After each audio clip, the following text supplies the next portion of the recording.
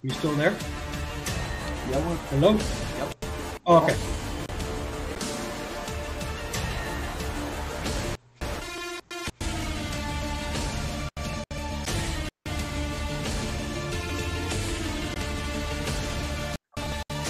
Oh, gotcha.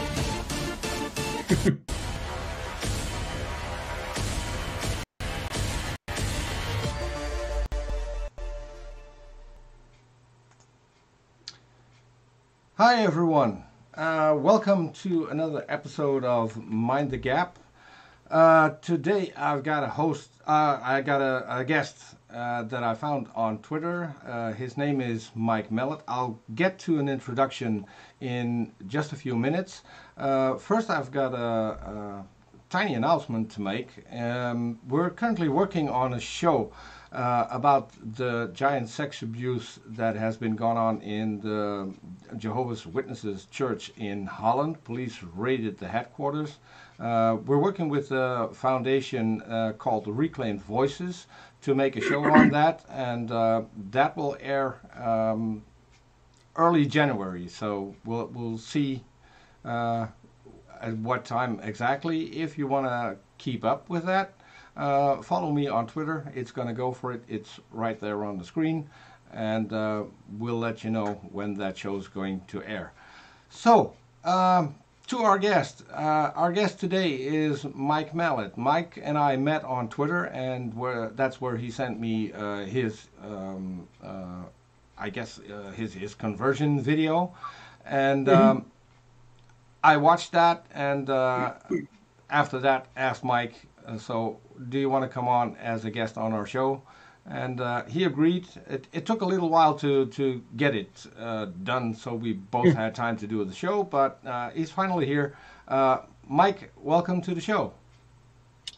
Thanks, Peter. Appreciate it. Glad we finally got to do this. Yeah.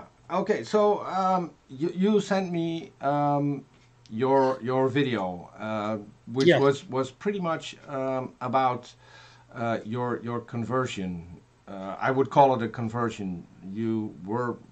I think you were Christian, kind of Christian, but not entirely Christian. I was raised Catholic, but not.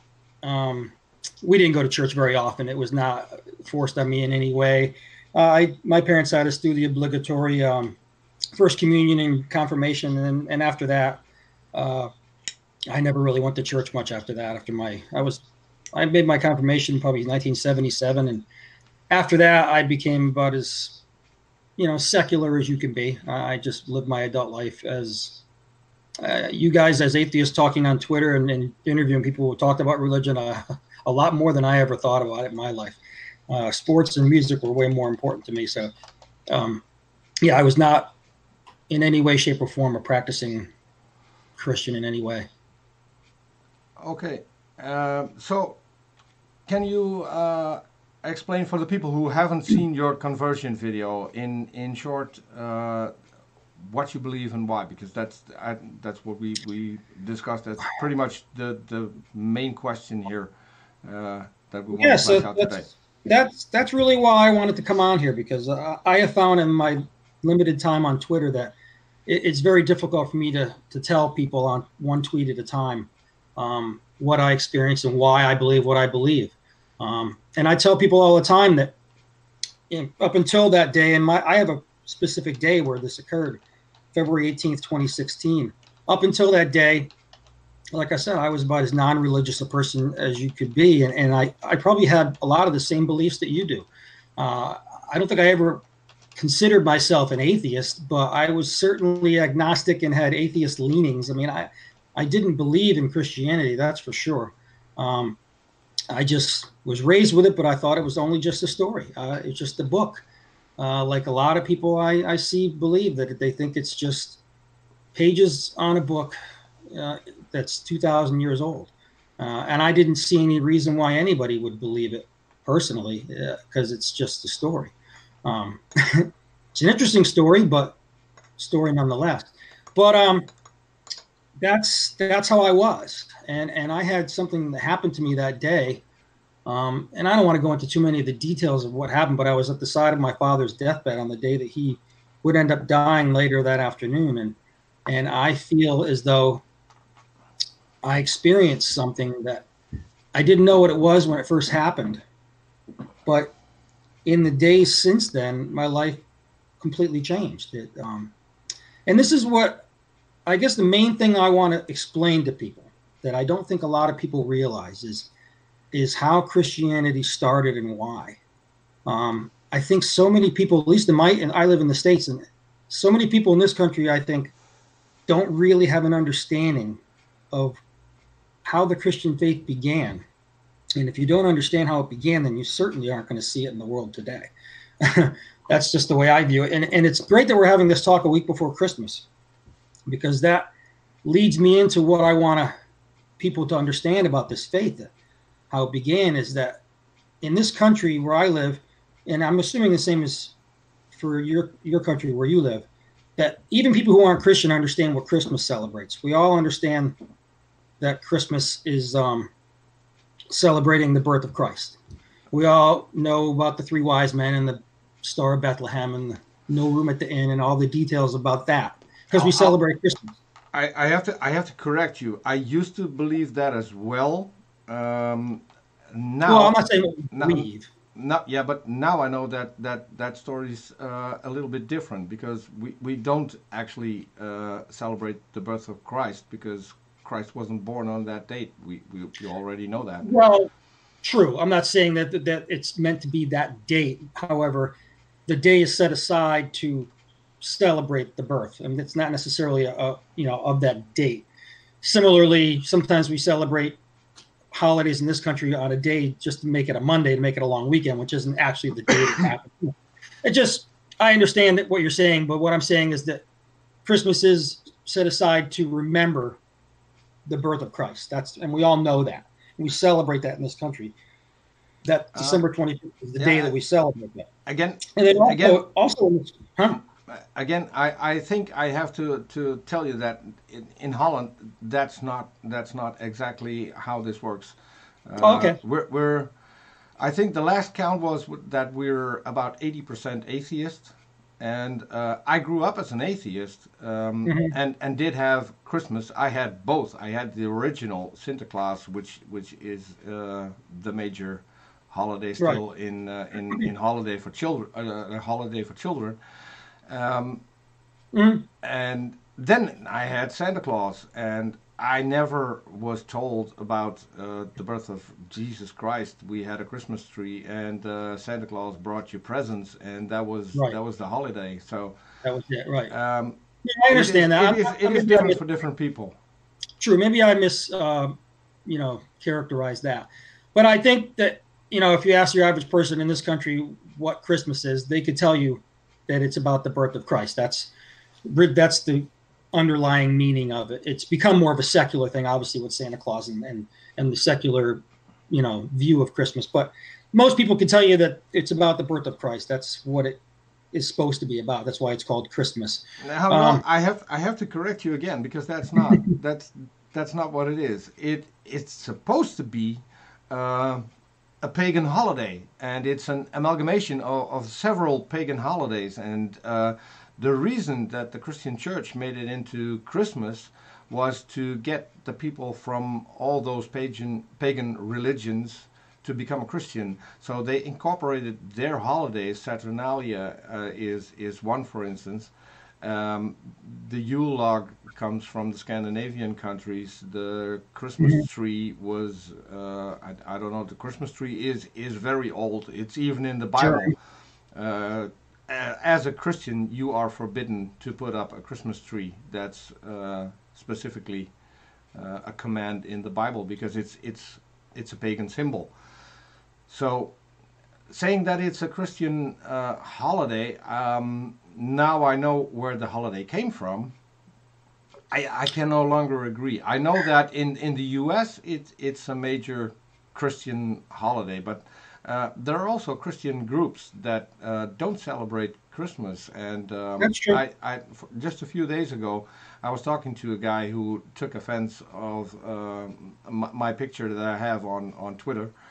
and he said, "Great mocking Christmas." It's not about mocking Christmas. I mean, if anything, it's the Christians who are mocking the holiday because they pretty much stole it from other religions. So it's different in different countries, and I recognize that. I mean, don't get me wrong. I understand where you're coming from, but the point I'm trying to make here, and let me continue on here, that, like I said, I think most people, when they look at Christianity, they know about the birth of Christ. They know about the next thing we celebrate. The next thing we celebrate in this country, and I'm not saying in every country, is, as far as Christian observance, is Easter weekend, which is Good Friday, followed by Easter Sunday. Yeah.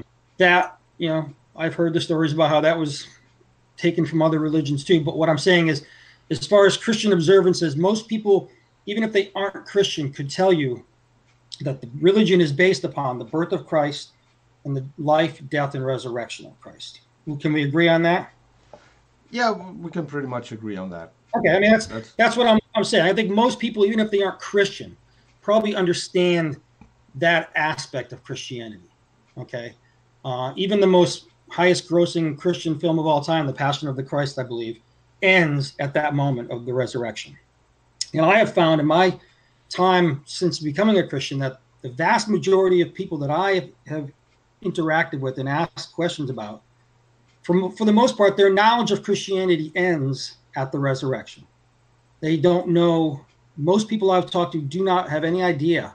When I ask somebody what happened, according to the Bible, of course, what happened in the 50 days after the resurrection, the average person looks at me and just with a blank stare and says, I don't know. They just don't know anything about the events in the Bible after the resurrection. And for me, as a Christian now who's gone back and looked at all of this, if you don't understand what happened in the 50 days after the resurrection, then you really don't have an understanding of what the claim of Christianity is. And that's just, I don't know, like I said, because we celebrate these other holidays so much, that the events after the resurrection have gone largely uncelebrated and unreported and unknown to most people.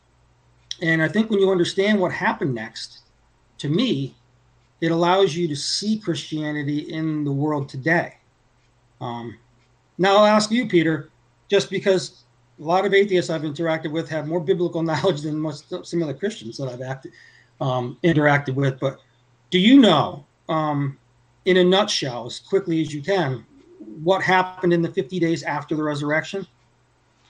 According to the Bible, I'm not saying. I have to say you caught me on something that I never specifically looked into. I mean, I know that there was an ascension mentioned in the Bible, but I'm also looking. Can I give it to you in a nutshell, like really quick? Yeah, because it's more important about what you think happened than what I think. See, the original question was for me to explain to you what I believe and why, and I'm just trying. I'm telling this part of the story because I want you to understand something before I get into my personal story. I want to just explain, and I'll just put it in a nutshell. And I'm by no means a biblical scholar, Peter. I've not read the Bible really, as far as front to cover, like so many people have done. Mm-hmm. That's something I still need to get to. I'm still relatively new at this. But I will give you in a nutshell basically what happened in the 50 days after the resurrection, because I think it's important to understand this. If you don't understand it, then you can't possibly understand the claim of Christianity. And that's I think it's important. So I'll just say, on the morning of the resurrection, according to the Bible, Jesus appeared in his resurrected form to Mary Magdalene first, and then to other people. And there are like 6 or 7 documented appearances that he made over the next 40 days. Okay, 6 or 7. The most famous of those appearances probably is the one with St. Thomas, where he had not been there when Jesus appeared to the apostles at first, and they told him about it, and he said, I don't believe it. I won't believe it until I see him myself. And then at a later time, he's there, and he realizes, and Jesus allows him to touch his hands. And that's probably one of the more, well-known of the appearances. But over the next 40 days, he appears to them several times, to several people at different times. And then the 40th day after the resurrection is when he ascends to heaven. But before he does that, he gives his apostles, according to the book of Acts and the Gospels, these last commands, so to speak. He basically tells them, I have to leave now. I'm going basically, where you can't go with me. But he tells them to stay there in Jerusalem and pray. And he said, in a short time, you will receive the promise of the Father, he called it. He called it an advocate, a helper. You will be given powers from on high, but in a short time, he tells them. And then he ascends, and they go back to Jerusalem, and they pray for 9 days. And I just found out recently, that's where the term novena comes from, is those 9 days of prayer that the apostles made. And then on the 10th day, which is 50 days after the resurrection, is the day of Pentecost, where on the 50th day, this is when the promise of the Father is fulfilled in them, where they receive the Holy Spirit. They receive the Spirit that completely changes them. People who witnessed it in the book of Acts thought they were drunk, thought they had been drinking because they acted so euphoric that they appeared drunk to them. But they received a spirit of change that was promised by the Father, according to the Bible, that changed them profoundly. They went from being frightened men who didn't know what the heck they were supposed to do next because he was gone, to now bold proclaimers of what they had seen and witnessed. And they went out into the world and started his church, which is what they were meant to do. So when you understand that this is how every Christian denomination, whether they be Catholic or Protestant, pretty much looks to Pentecost as the start of the church. That is when the church began, because that's when the Holy Spirit, the promise, was first fulfilled in the apostles, where they received this spirit of change that completely changed their entire lives and made them bold proclaimers. And Peter, I feel that I experienced this same change on February 18th, 2016, because I can tell you that as a result of the experience that I had that day, Peter, I began a new life the next day. When they call it being born again, I never knew what that term meant 3 years ago. If you'd asked me to define born again Christian 3 years ago, I would have said, I don't know, somebody who decides to become religious or decides to become Christian. But when they call it that, that's a very accurately descriptive term, because I can tell you that I view my life up to that day as one life that I lived, and my life since that day has been a completely different life. Okay, it's but hard to explain that to people, but that's what it felt like. Yeah. So I've heard it described in this particular way several times. There's one thing you left out in the story about Jesus, and that was, like I said, I'm not an expert. No, that was that he said that he would return before his apostles would die, which never happened. And people are now trying to say, well, it's not. He didn't say that. Well, if you read the Bible correctly, he did say that he would return before they passed away. But what interests me more than what's in the Bible is what exactly did you experience? Can you tell us a little bit about that? I can tell you. Like I said, this happened I believe, at the side of my father's deathbed. He was in a hospice facility, and I had a chance to go in there and be alone with him on that day. And like I said, I don't know if I want to go into all the details of what I experienced. It's all in my video, I think, as far as my testimony video. But needless to say, my father wasn't a man of faith at all, and my brother was a person of strong faith who had his own conversion about 12 years ago. And I remember I used to look at my brother as somebody who had lost his mind, and he knows that, and we laugh about it now. But because he became a really religious person about 12 years ago, I didn't understand what happened to him. I thought, it was side effects from drugs he was taking for depression, or I didn't know. I like you, Peter. Every atheist that I've interacted with, I can relate to what you believe and what you feel, because I looked at my brother like he had lost his marbles for quite a few years. That's why I'm interested in what exactly made you change your mind. Well, Peter, here's the thing, and this is a really difficult thing to explain. to people. It really, I wish that I could push a button and you could experience it for just 10 minutes. Because I can't, when I first experienced this, I loved looking at other people's conversion stories. I loved watching videos of other people and reading other people's testimonies because I wanted to find out if what I experienced had been experienced by other people. I didn't know when it first happened to me that this happened to other people. All I knew is that prior to February 18th, 2016, I didn't really believe in Christianity or didn't believe much in God.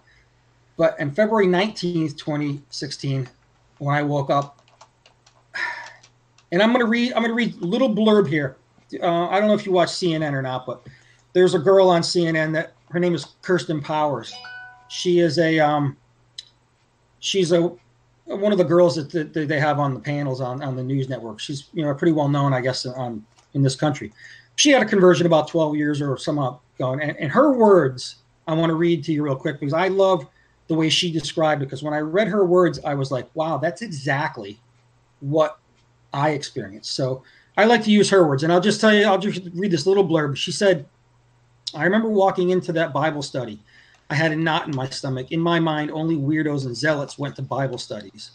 I don't remember what was said that day. All I know is that when I left, everything had changed. I'll never forget standing outside that apartment on the Upper East Side and saying to myself, it's true. It's completely true. The world looked entirely different, like a veil had been lifted off it. I had not an iota of doubt. I was filled with indescribable joy. Peter, that really perfectly sums up how I felt February 19th, 2016. I can't explain it to you other than to say it felt like I was on another planet. Like I had woken up that day and I was somebody different. And I looked at the world, and every person that I saw, all of a sudden, I looked at like a brother and sister, and instead of just how I'd looked at them all my life. It was a complete and utter change of what I believed, who I was, who I wanted to be. And I was so filled with happiness and peacefulness. That's the word I love to use the most. Peacefulness that I experienced, Peter, was a peacefulness I never knew existed. Okay, so that's to me that's the important part. So how did you determine that was something from God and not maybe the emotions that were going on because you were at your No, I understand. I know people would look at my story and think, oh, your dad died and you just got emotional and you had an emotional experience. But no, that's not it. I was close with my dad. Don't get me wrong. I love my dad, but I only saw him a few times a year. It's not like I live with him or anything like that. His death wouldn't have traumatized me in any way. But all I can tell you, Peter, is when it first happened, I didn't know what it was. I honestly didn't. All I knew is that all of a sudden I had a belief that wasn't there the day before. That my entire 51 years of life up to that day, I lived very happily in the knowledge that I didn't really believe much in God or in Christianity. And I was happy with the life I was living. I wasn't looking for anything more. I had a good job. I had a beautiful wife. I had 2 great kids. And I was happy with my life up to that day. I wasn't, some people, when they tell their stories, they say that, they were happy, but something was missing. I'm not one of those people. I was very happy with my life up to that day. All I can tell you is the next day, everything had changed. My entire outlook on the world, like I said, it's hard to explain to you because I can't possibly. I have heard people on Twitter, when I try to tell them about this experience, they'll just say, oh, you had a warm and fuzzy feeling. They'll kind of mock it a little bit. I think Robert Reed was one of the people who said, it's the same thing as me eating a bowl of my grandma's gumbo. And here's the thing, Peter.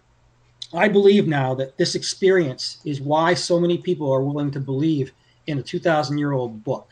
See, to me, it doesn't make any sense, to me, logically, using my critical thinking. It doesn't make sense to me that this church and this faith could have grown to this level if it was nothing more than people blindly pushing an I believe button on a 2,000-year-old book that has no evidence behind it whatsoever. If that's really all this is, and this is only just childhood indoctrination, which is the term I hear a lot, people using that, oh, you were just indoctrinated so you believe when you got older. If that's all this is just blind faith in a book that's 2,000 years old, that to me doesn't make sense. There's something more powerful going on here, in my opinion. And I experienced that something more powerful going on here. And that's why I now believe in a book that I didn't believe in before. There is something powerful that occurs. Yeah. Can I ask a quick question? Sure. Because I want to say welcome to my co-host Charis Crane. She's in the side chat, and she asked, I think, a great question. If conversion, experience, etc., are evidence of something being correct, then God isn't real, because my deconversion experience was being born again for me, and that's pretty much what I wanted to talk about, because you said you had an experience. What I don't get, and what a lot of atheists, I think, don't get, is how did you make the connection that this experience was, first of all, supernatural, and second, that it was a God, and third, that it was this specific God? Because that's an enormous leap to take. Well, if you have no way of checking what actually caused it. I'll try to unwrap that. I mean, how do I know it was supernatural? I mean, I'll just say this: if you woke up tomorrow and decide, could you change yourself tomorrow? Could you wake up tomorrow and say, you know what, I think I'm going to be a Christian today. I think I'm going to start believing in something that I never believed in before with no evidence. No. It was going to change my mind. No. You couldn't do that. No, you can't. You can't choose to believe. A lot of Christians will tell you that, but you just can't choose to believe. You have to. I didn't choose to believe it. I didn't choose this, Peter. I didn't even know this experience was available. I didn't know this happened to people before it happened to me. I was oblivious to the fact that this happened to people. Even though my brother had become very religious, I never put two and two together that he was a born again Christian. I didn't know that. So that makes it a lot more important, because that's why I ask, how did you come to the conclusion that this was something from God and not something you just experienced? Because I've just a quick story. My mother passed away in 2016, and I was present when she passed away, and yeah, there's this feeling. I didn't attribute it to a God. It wasn't in any way special like that. To me, it was special that I was there the moment she passed away. The moment she took her last breath, I was there, and I held her hand. So to me, that was important. And so I have that feeling of peace, because what happened was that she probably had a stroke. It looked like she wasn't going to come out of it, and if that was just one day and then she could pass on, because she had already said, I've had a great life. If I'm here for another 20 years, I'm here for another 20 years. If it's over tomorrow, I'm fine. I did what I wanted to do. She got to be 84. So I had that feeling of peace, but to me, it was just what was going on at that moment. So to have an impact and then change your life completely, people change their lives. That can happen through different influences. It doesn't have to mean that you need to become a Christian. You can have a wake up moment in your life and change your life completely. You're right. I'm not gonna dispute that can happen to people. All I want people to know is that this experience changed me, and it wasn't a temporary change. It's been almost 3 years now, and the more I searched for meaning to it, the Christian faith is the only, in my opinion, explanation for it. I don't, like I said, I just explained to you how the Christian faith, the claim of Christianity is that it started at Pentecost, when God fulfilled his promise to pour his Spirit out on mankind. that it began at Pentecost. That up to Pentecost, up till Christ coming in the world as a Christian, I believe that the world was a barbaric, awful place. And that through him, the world has been renewed.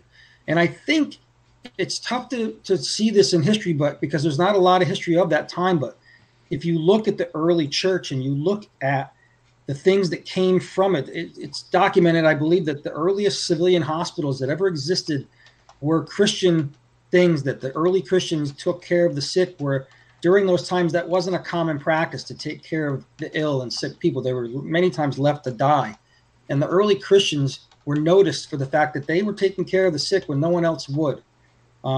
We look at the lives of the saints as an example of how God has taken ordinary people and allowed them to do extraordinary things, that they become self-giving people, give their life and times and their efforts to helping others. And we name cities and we name towns, we name hospitals and universities and islands and Aspera, and we name companies after saints, because these are the people that God has changed with his spirit in a way that made them amazing.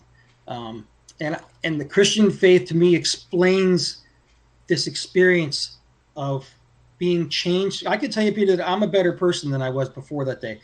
Most people who knew me before would have said, yeah, Mike was a nice guy anyway. I was never a horrible person, but I'm better now. I'm more patient. I give more money to people. I try to help others more. I became, in every measure of the word, a better person after that day. I started trying to help people. In my little Facebook community, I post morning posts of motivation things to help people through their day, and I'm getting positive feedback. And this all started after this. None of this was happening before my conversion. I became a more compassionate person. And I'm not in any way, shape, or form saying that that's a Christian thing, that you can't be compassionate without being a Christian. I would never want to say that to anybody. But I'm saying that I believe that love and compassion entered the world in the form of Christ, and that through a belief in him. There I would disagree. Well, there I would disagree completely. I mean, if you even read the Bible, Christ said he didn't come to bring peace; he came to bring a sword. No, that's not. See, that's one of the Bible verses that I think is the most often misunderstood. And I'll explain to you what I. It is, but by Christians. No. This is how I interpret that verse. When Jesus said that I came not to bring peace but a sword, that I will put a father against his son and a mother against her daughter. What he was saying was, he was rightly predicting that belief in him was going to cause division. Like a sword is an instrument of division, belief in him would cause division. Even within families, there would be division. And I think he predicted that 2,000 years ago. And you can make the case that is absolutely a true thing, that I saw in my own family how belief in Christ caused division in my family. And that's what was meant by that verse, as I understand it, that he meant his belief in him would cause division. Even within families, it would cause it. That's what that verse is meant to mean. It's not meant to mean he meant to bring war or not peace. He knew. So I've got division. I've got an important question to ask you. Do you think that the God of the Bible is unchanging? Unchanging. I'm not sure how to answer that. Unchanging. What does unchanging mean? That he's always the same God. That he. Because if you're sure how to answer that. So what I'm told by most Christians, and you'll have to correct me if I'm wrong, they say to me that Jesus is God. They believe in the Trinity. I take it you do the same? Yes. Okay, so Jesus and God from the Old Testament are the same person. And yes, I believe Jesus existed prior to the world existing. Yes, Jesus in his human form came around 2,000 years ago, but he existed before that in heaven with God the Father and the Holy. But if that's the case, let us make man in our image. That's if that's the case, then Jesus is responsible for everything that happened in the Old Testament. things like Noah's flood, which was basically a genocide that not only for people, but for all animals, because of what some people did. And to say then that Jesus is good, I wouldn't say so. And that's just one of the things. Yeah, There are a lot of things in the Bible where I would completely disagree. well, here's what I know. Somebody told me that. So one of my major things to fall back on is that Jesus endorsed slavery. I wouldn't say that that's a good thing. I wouldn't say that that's a particularly good God to follow. I don't look at it that way, Peter. And I'll explain to you my view on the Old Testament. And like I said, I am not in any way, shape, or form a biblical scholar. I have not read most of the Old Testament. And I got to be honest with you, most of the bad parts of the Old Testament I've had pointed out to me by atheists on Twitter. And I understand there's some pretty horrific things in there that we, looking at it with our 2018 modern sensibilities, look at and think, my goodness, how could, a loving God have said these kinds of things, or how could this have happened? But my opinion and view of the Old Testament was this, that all the Old Testament is a story about how God prepared one group of people. So you reject directly what Jesus said about it. Well, let me finish. I don't think that's necessarily what Jesus said about slavery or the verses that you're trying to get to. Let me just explain to you how I view the Old Testament and what context. What I was going to say is what Jesus said about the Old Testament and about the Old Testament laws. Okay.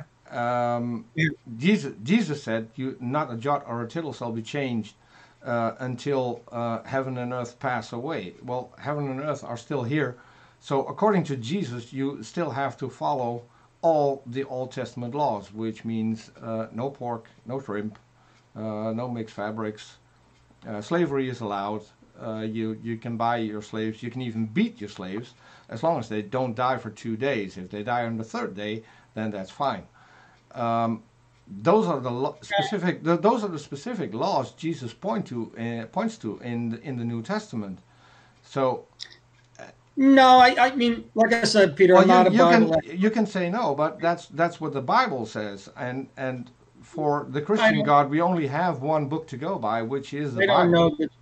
I don't know that. I mean, I can't really answer to your point that you're saying that that's what the Bible says, because I think I disagree with you on how you interpreted the last verse. So there might be a misinterpretation of what you're thinking he said about the old laws. He came to fulfill the law, not to break it. He came to, because he was the promise of what the whole Old Testament pointed to. The whole reason for it was to prepare the Jewish people to be the people who would bring his son into the world. That's how I view. So yeah, this is how. Let me just finish what I was saying before. How I view the Old Testament and how some of these verses that seem to be barbaric.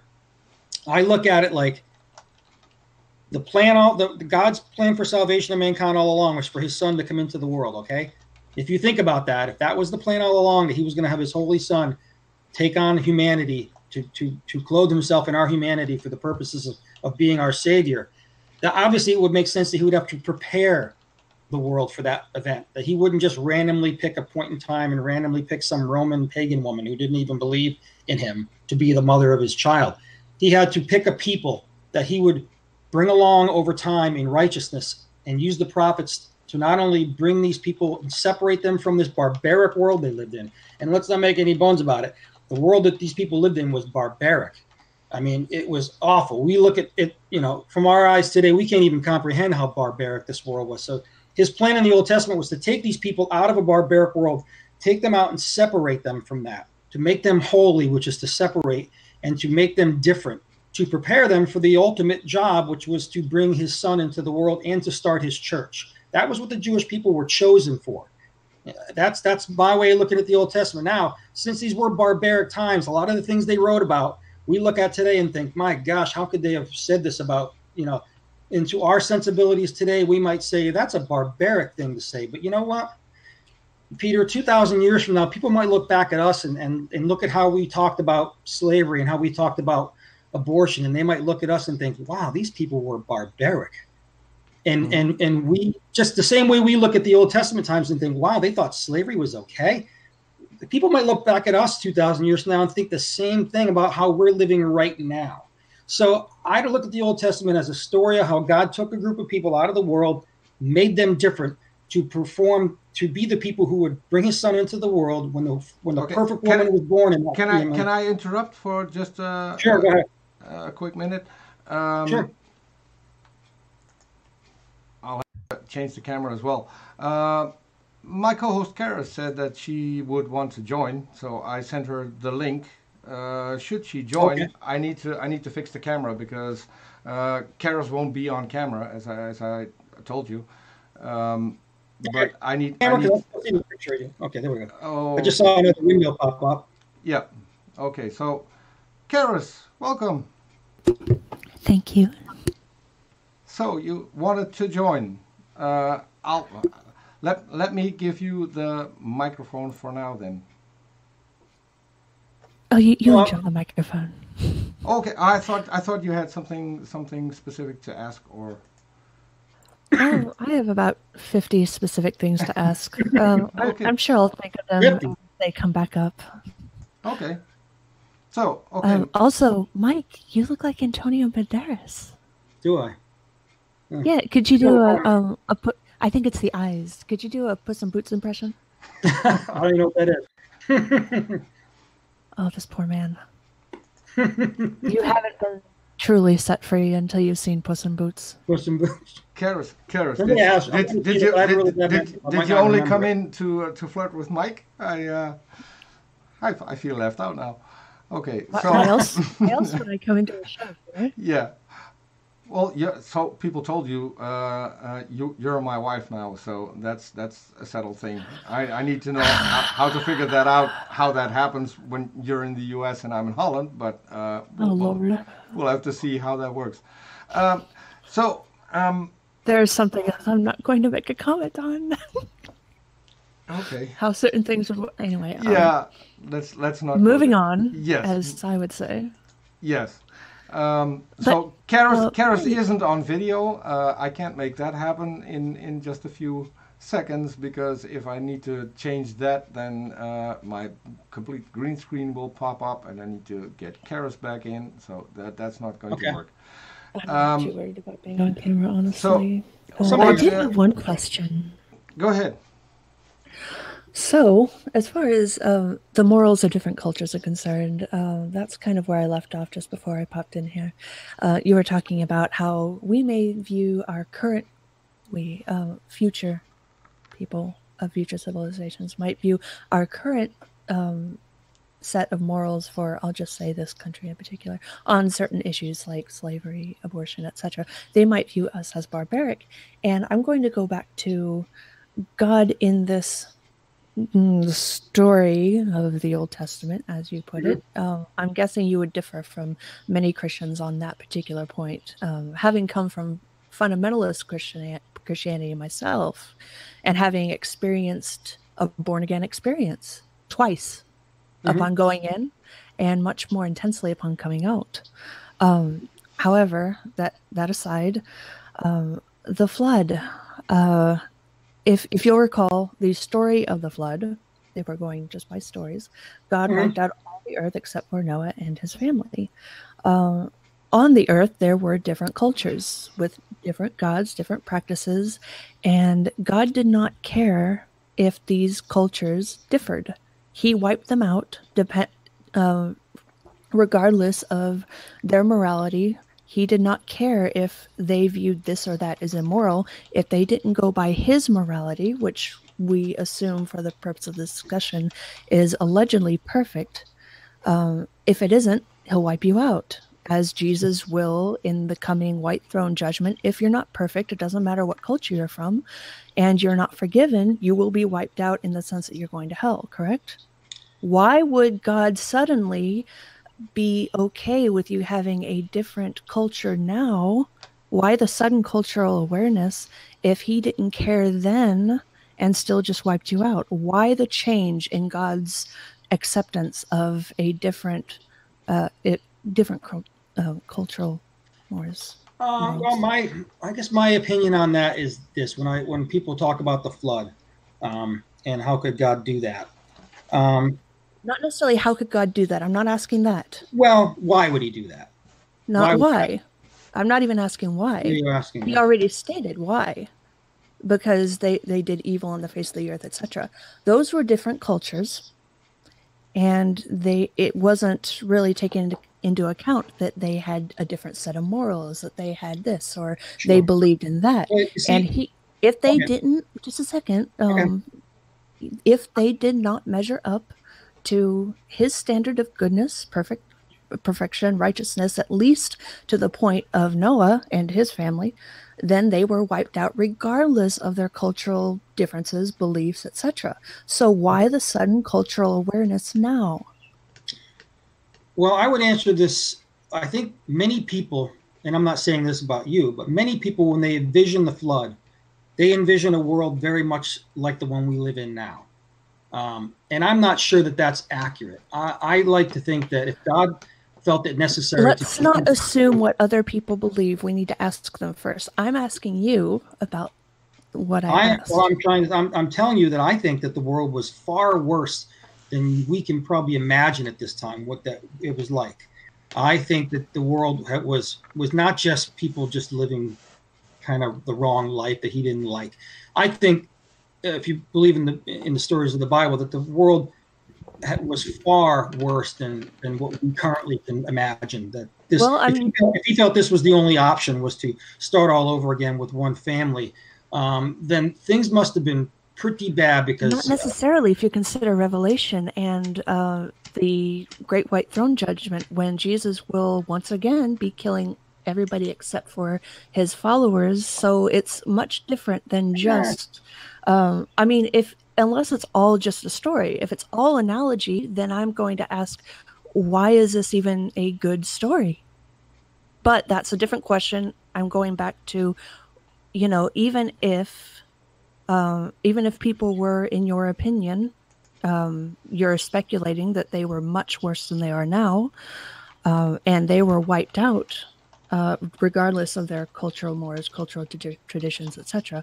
Why the sudden being okay with different cultures now, and then suddenly later, oh my gosh, I just hit my ring on my lamp anyway.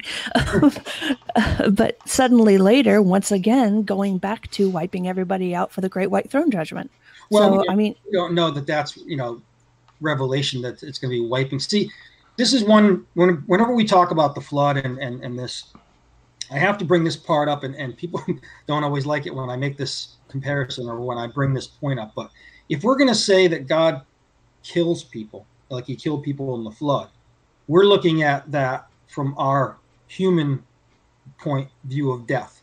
In other words, we think when we take our, you believe as an atheist that when we take our last breath, that's it. We die and we don't. Do not tell me what I believe as anything. You can ask. Do not tell me. Well, I'm not meaning to offend you, but I'm assuming that if you don't worry about offending me, just don't tell me what I believe. Okay, I'm not meaning to offend anybody here. Okay, well, what do you believe about death? When I used to not be sure about death, I'm still not sure about death. Upon deconversion to atheism, I was not a naturalist. I was still a spiritualist. I believed in an afterlife. So I'm just saying that to illustrate that atheism does not mean naturalism. Atheism does not mean evolution. Atheism does not mean fill in the blank. Atheism means not believing in a deity or deities. Okay. So then if let's just say, let me put a big if in front of this statement.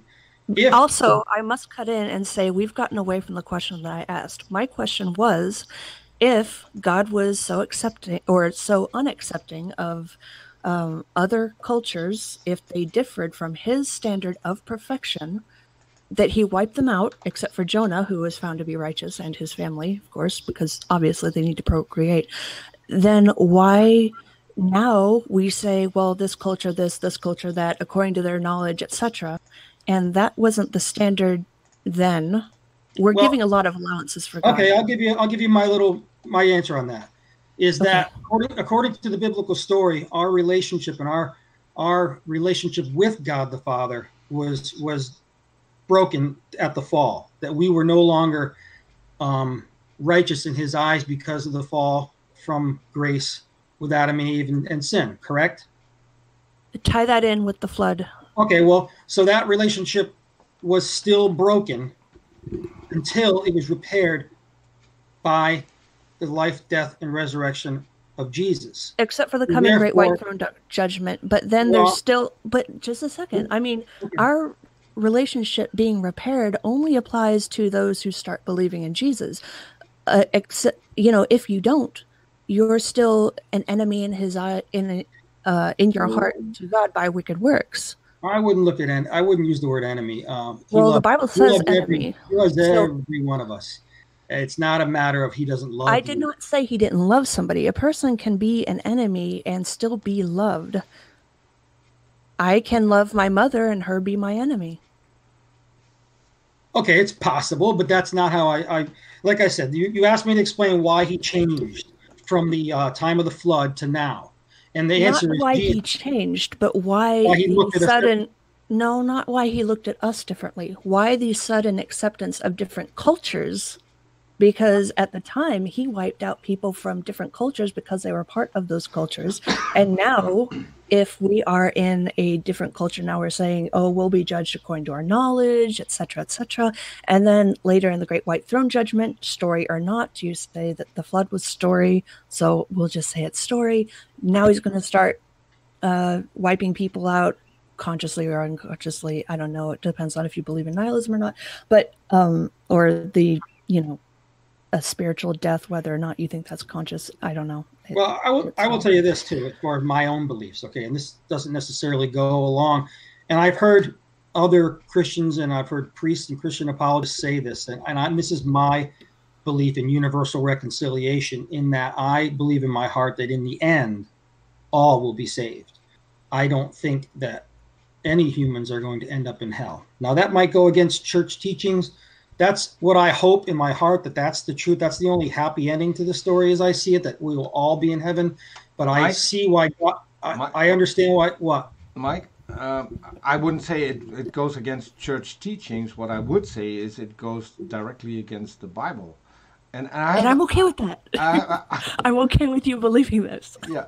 So, no, but I also have another question, because you said the time of Noah's flood, there was a completely different world than the world we have today.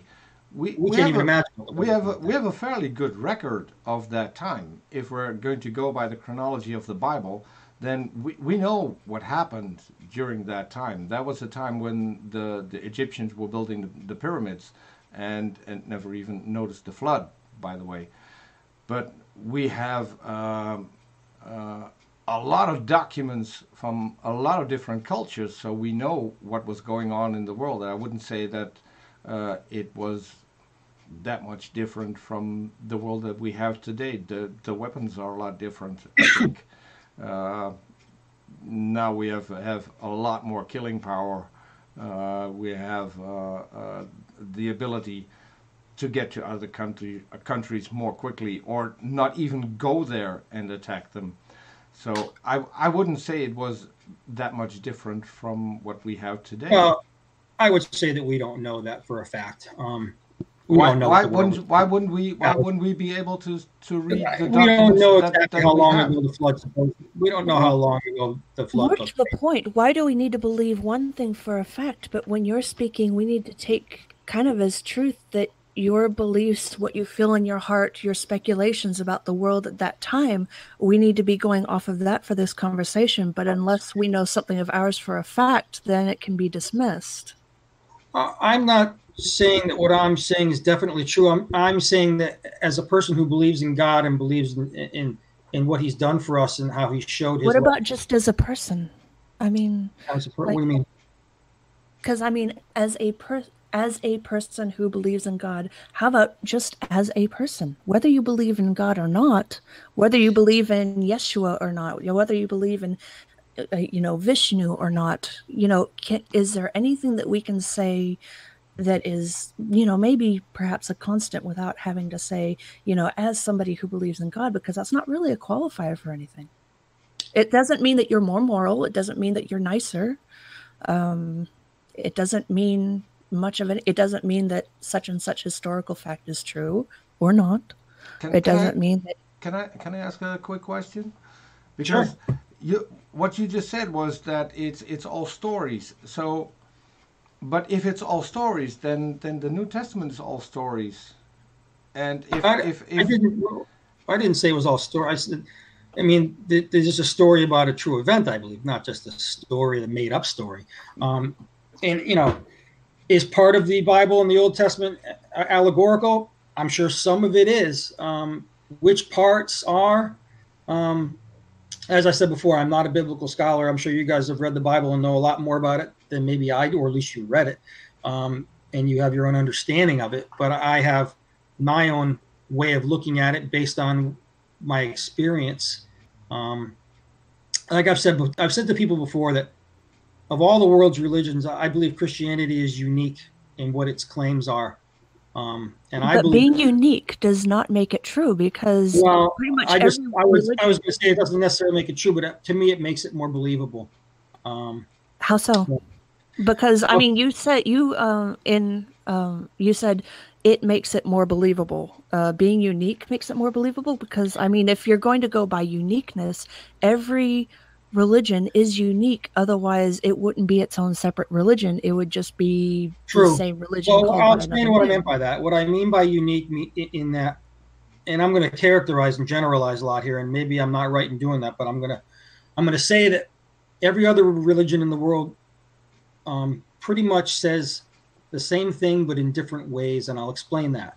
I think every other religion in the world basically says if you follow our doctrines and our rules and you live your life the way our religion says, whether it means praying towards Mecca or fasting during Ramadan or not eating pork, they all have their own, rules and regulations and doctrines. And if you're a good person and you follow our rules, then you will please God and you will be allowed some eternal reward in heaven or wherever it is. Versus you are saved by grace through faith and not. Versus Christianity, which says that because we're who we are and we're human, we can't be good enough, that God created another way for us to be in heaven, and it's not by our own goodness, but belief in the person who paid our penalty. So it's different. It's different. Well, it is different because it is Christianity and not another religion, just like other religions are different in that they are themselves and not Christianity. No, not every religion does say you need to do this and this and this in order to get to heaven. Can I jump in real quick? Because sure. I think that's the worst part of Christianity, because you can be a good person and only do good your entire life and still go to hell because you don't believe in Jesus. Whereas you can, and we have this, you can kill people by the busloads. Jeffrey Dahmer, for instance, Hitler, for instance, and now I'm the one bringing it up, but those people went to heaven according to... What rule is that, Peter? Yeah. The longer a conversation goes, the more likely it is for that's God Hitler wins, to be... That's God wins law. It doesn't mean that God wins, right. But it's Godwin who came up with that law. But really, Peter? So, I don't think it's as easy as you're making it sound. See, I am a Catholic, so I will tell you that Catholics, we don't believe that just belief in Christ alone is going to get you right to heaven as soon as you die. That there is a process that we're going to be going through to prepare us for that final destination. Depending on what your life was, might not be a very pleasant experience. According to Catholic doctrine, there are works involved as well. So to me, that would be the better religion, because at least works in my opinion is the result of salvation, not the cause of it. In other words, when you've been, like, I look at myself as an example of that I feel like as a result of what I experienced, it made me into a person who desires to be a saint. That's really, really insulting to those of us who are engaged in good works and are not saved. What that implies, what it implies. Don't take anything inside. I'm just talking about myself. I'm not talking about you. I'm talking about me. How this changed me. I know, but anybody can go and rewind what you just said and hear what you said. If that's not what you mean, just be careful about what you say and what you imply. I'm not saying that you're trying to be mean, because you're obviously not that kind of person. You're an absolute sweetheart. We can all tell that. Oh, thank you. I know I'm coming down hard on you. Well, let me give you let me just explain a little bit. Charis usually isn't this harsh. Charis, what happened? I'm usually the bad cop, and you're the good cop. I didn't get my coffee this morning. I thought something was up. Let me. Can I run a theory past you? Sure. No. Yes. Go ahead. Here's what I think. Like I said, my view of Christianity was that it changed the world, and I'll explain to you how I believe it did that. I believe when the apostles experienced this Holy Spirit at Pentecost, they became changed people. And as they told people about Jesus and baptized them, that they too received this Spirit. And if you look at the early church, you will see that the early church started the hospital, the idea of the hospispial. Okay, I have to butt in here and ask something that's very specific. You said they received the Spirit, they became changed people. I want to know how they changed specifically. I'm former Christian. I have an idea of where you're going, but also how that would differ from the average Joe who gives to Doctors Without Borders, who does all these things. Okay, I was getting to that. Let me just run this theory past you. Just remember, though, that most of us here are former Christians. I understand. Believe me, I'm well aware of that. That a lot of the atheists I've encountered on Twitter are former Christians. If they're American, if they're from another country, not necessarily, but usually American ones. Let me just explain. I mean, as I view it, the world 2,000 years ago was a pretty horrible place. When you think of what was happening, you think that Romans were crucifying people and nailing them to trees. Well, I mean, other people are crucifying people today, just not in America. We're in a bubble. Trust me, I get it. Well, okay, my point is that the world was, I would say, far more barbaric in how humans treated each other 2,000 years ago than it is today. Is that a fair statement? No, because we're in America. We're in a bubble. Other places in the world are incredibly barbaric. I mean, even if you're a Christian and you read Fox's Book of Martyrs, which does involve some of the modern day stuff, and I know the audience is going to cringe when I'm talking about just Christian persecution, but in this particular line of questioning, I think it's more relevant to our guest if he hears about the Christian side of things. But if you go to the different websites that talk about persecution of Christians in other places of the world, not America, it hasn't. There are some places that really haven't improved beyond what you're describing in ancient Rome. That's fair. That's fair. That the world, you're right. The world today is still in areas very barbaric. But you would agree that Western civilization, where you live and where I live, is not that way. I don't consider Western civilization to be the standard. Well, I didn't say well. And also, we just have different tools. And we don't see the barbaric behavior in this civilization. No, I disagree with that. We just have cleaner tools for doing it. I do not agree that we're less barbaric. I think that we are absolutely barbaric. We are. We're just more. A lot of us have, especially for people from the South who are very concerned with how their language looks, they will say or do the most horrifying things and give you a bless your heart afterwards. I mean, we might not curse as much, or, fuck that, maybe we do. But we have more. That's one thing that I stopped doing. Oh, that doesn't even matter. It's not a moral or immoral thing in my mind. So, I mean, that's not even. It's not even a plus. It doesn't even need to be pointed out. But it's neither here nor there. I'm just saying that no, we're not less barbaric. We're just more clean about it. We're more pretty about it. Okay. Back to my original. We're apes in t-shirts. Well, I would say we're a little better than that. I wouldn't put us down that hard. We're capable of great compassion and love, and we're also capable of the most incredible evil that you can imagine. And that's interesting that We'll makes agree us there. different. That makes us different than all the other animals on Earth, doesn't it?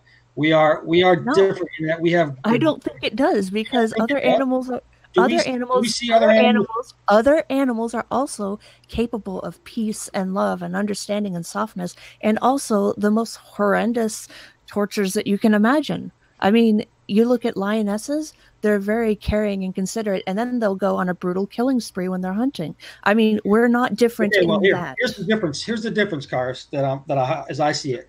A lioness hunting for food is not doing something evil. She is surviving. We as humans do things that are strictly just for evil. We will torture someone and put them through excruciating pain just for our own enjoyment. So to compare us to animals who hunt, that's not the same thing, is it? I guess we are a little lower than they are. Mike, so you have a point. Mike, we're lower. Quick question. Yeah, that's lower. Have you ever seen a cat play with a mouse? Because again, Peter, I don't think you're comparing that to the art of crucifixion, where we nail people to trees. I'm not crucify anything. They don't have thumbs. I'm not. But if you look at studies that are being done, a lot of the great apes are currently in the Stone Age. When you look at apes, I think it is in India, they have street gangs with designed roles. So part of the apes are going to distract, and the other ones are going to rob the store. We're not that special. We might think we are, because we have computers and sliced bread, but we just got to this point first, and that's why we're a little bit different. But when it comes down to it, we're just animals. Thumbs. Thumbs. Well, apes have thumbs. You might say we're animals, but we're capable of a lot more than any other animal. And when it comes to our emotions and our feelings and how we have the ability to also love, but also the ability to do great harm and evil. Again, that's not exclusive to humans. To love and do great harm is not exclusive to humans. The evil part is. Well, that doesn't make us higher than animals. That makes us lower. I mean, if we're going to go by our ability to do something that's much worse than an animal, then that would actually put them above us. So just be careful in what, just be careful with that, because that does not say too many good things for us. That actually puts us below them. It shows that we're kind of broken, doesn't it? I mean, we need something that we are capable of such awful things. It shows that there's. Mike. To me, that is the worst part of Christianity. Telling people that they are broken. They're telling children that they are broken and they need to be saved. That's a horrible thing to do. I mean, we're not broken. We might not have everything together the way it should be, but we're improving. And if you look at the more secular countries, they're improving a lot faster than the religious countries. So I would say that's a bad part of a religion, where it tells people that you're broken. When you say they're improving, that's your opinion. No, that's not opinion. That's not opinion. We have statistics. I live in Holland. When it comes to children are most happy in Holland. Hold on. I think there's I think there's a conflict of view of what things are considered when we consider the improvement of a society, because Peter is going to be referencing some certain statistics of different parts of these societies, and Mike seems to be saying that's all opinion and not fact. And if these improving parts of those societies, it can be shown to be fact that those are improving, but if Mike is saying that's all opinion, then he might not consider those actually improvements. So I want to see what parts of a society should be improving in Mike's opinion, which he'll obviously hold in higher regard than others. I have a question from the side chat. Let me pull it up real quick so I do it justice. We have a question from Bo, and that was a long time ago.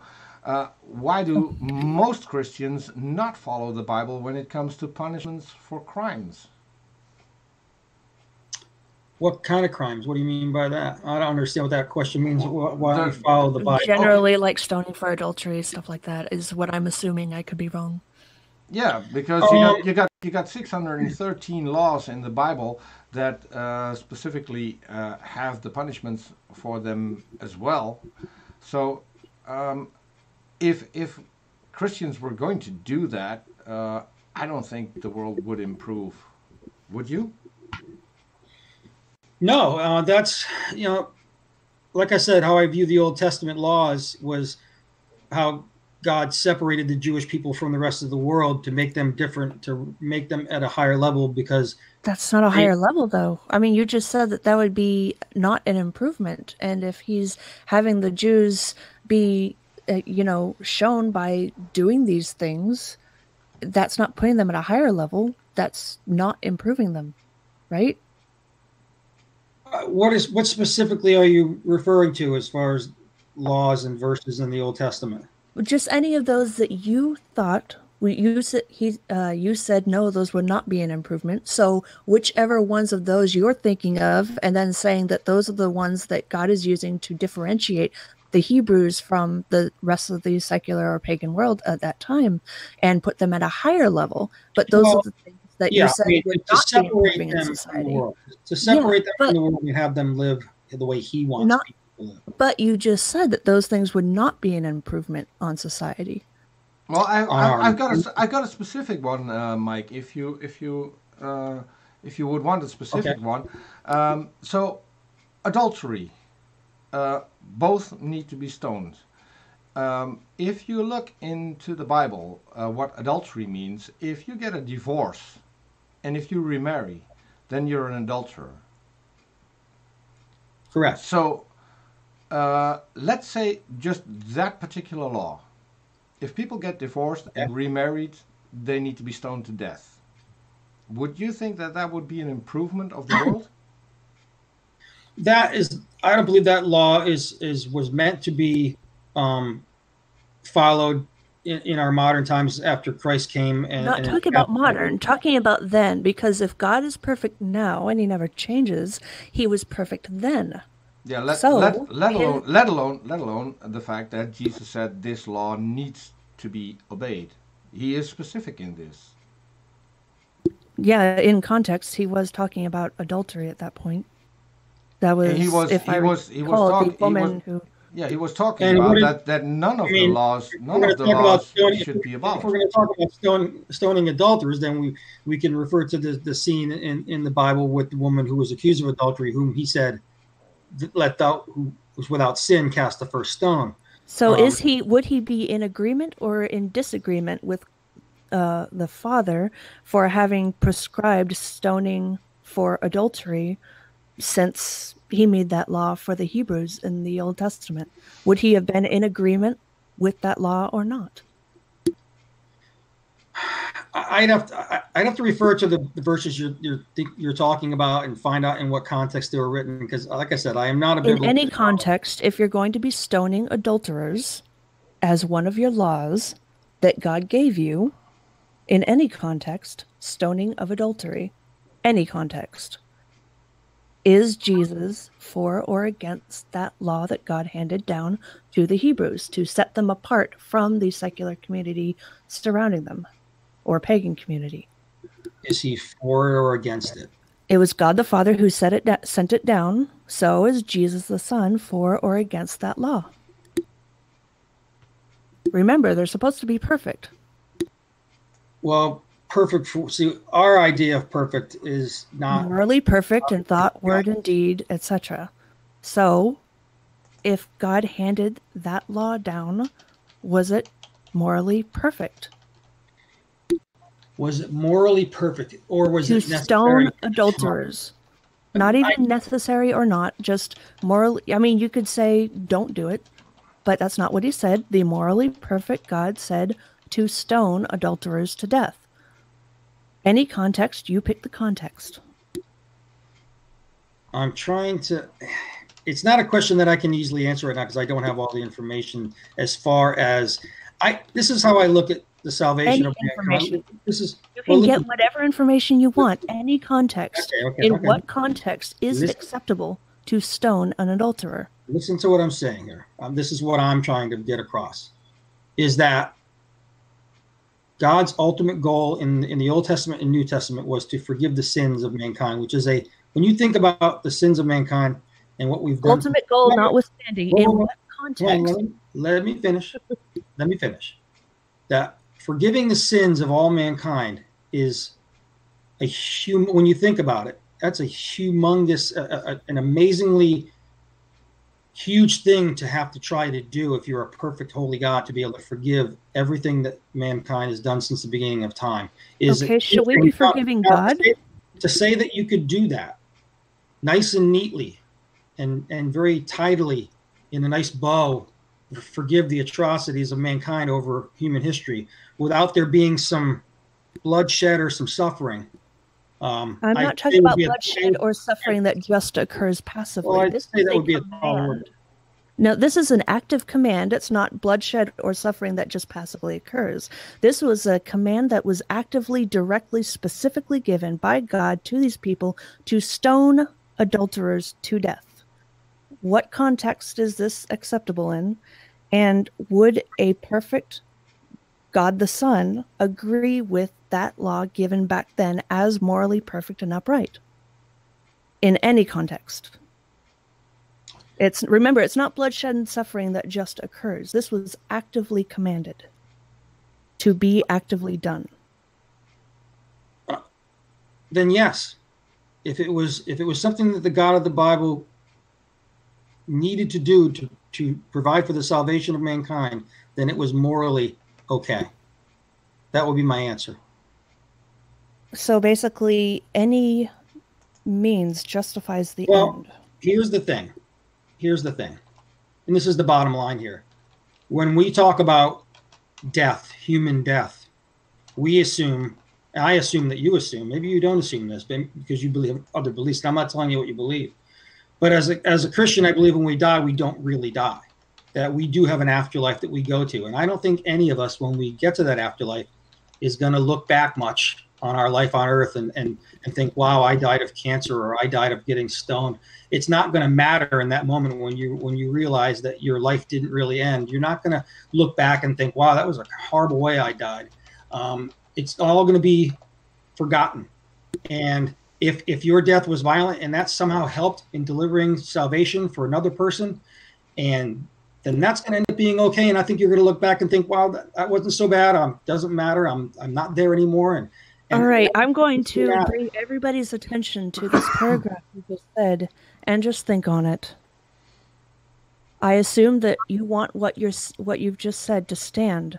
So if everybody needs to stop and rewind it a few times and listen to it, do that and listen to what he just said. Okay, go on. And what's that? It'll be there later. Well, go on with what you were saying. What's your criticism of my thought?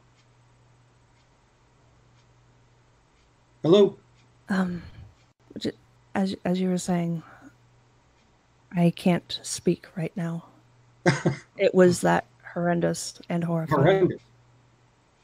Let me ask you something, Charis. Yes. If on the day you die,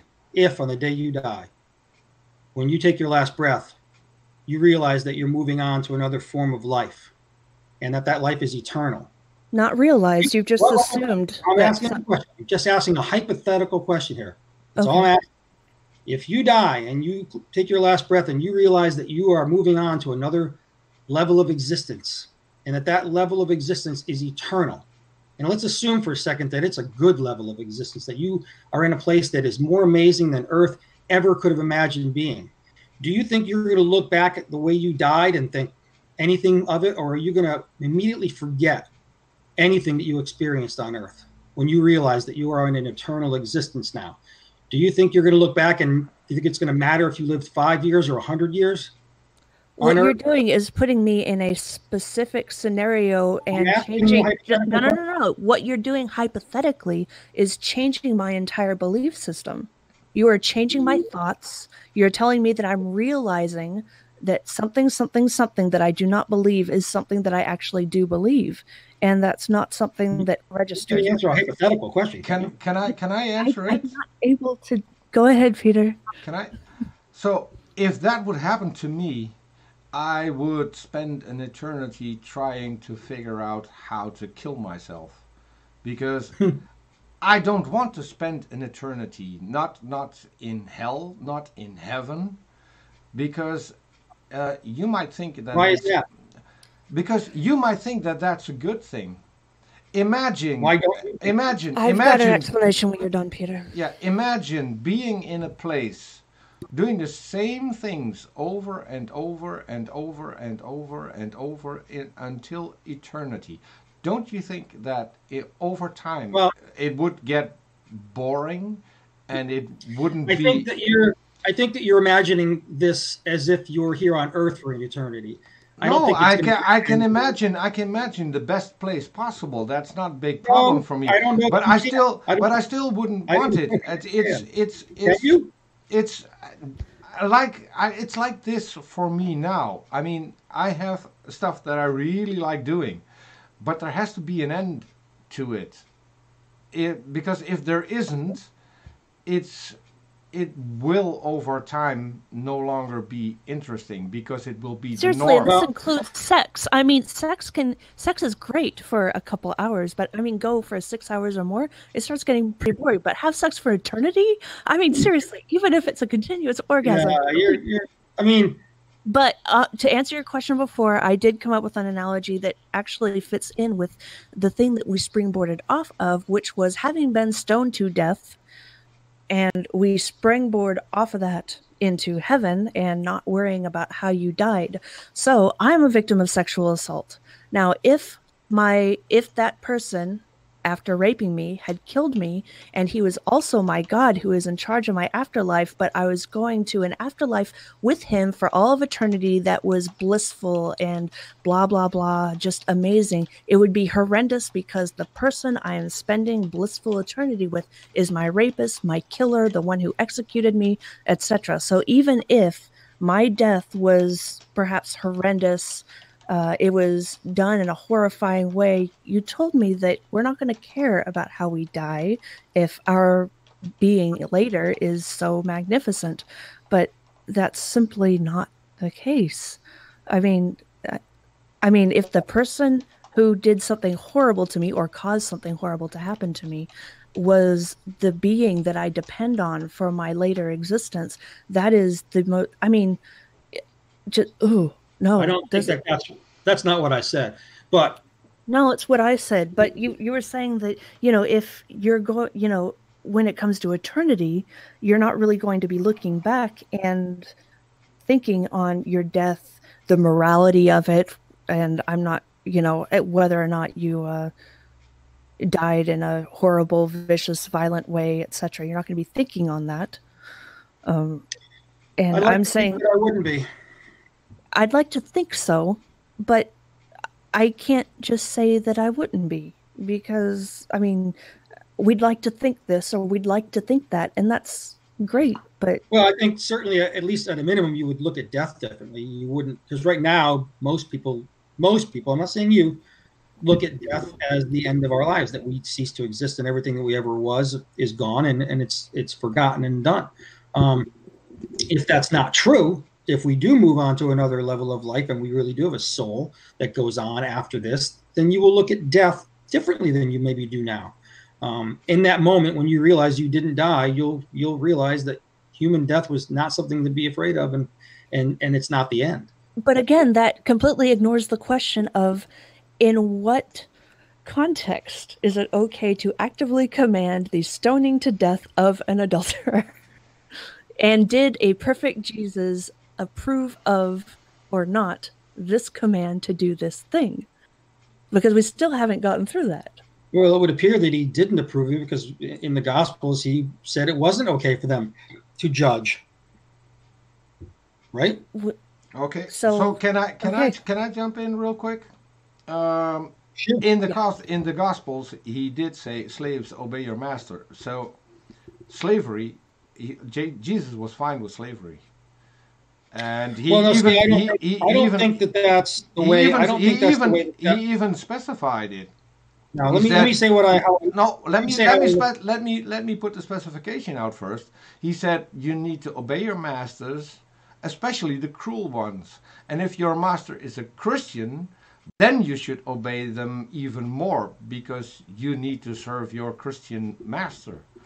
So, Well, see, I don't look at it the way I think that verse is supposed to be interpreted. In a way it's supposed to mean is that he is saying that whatever you find your situation in life, whether you find yourself a slave or however you find yourself in life, to do whatever it is that you are tasked with doing and to do it. if that's Um, if Mike, if that's what you think, then you believe in two different gods. well, Then no, you see, believe then and then because another thing is because God was specific about slavery.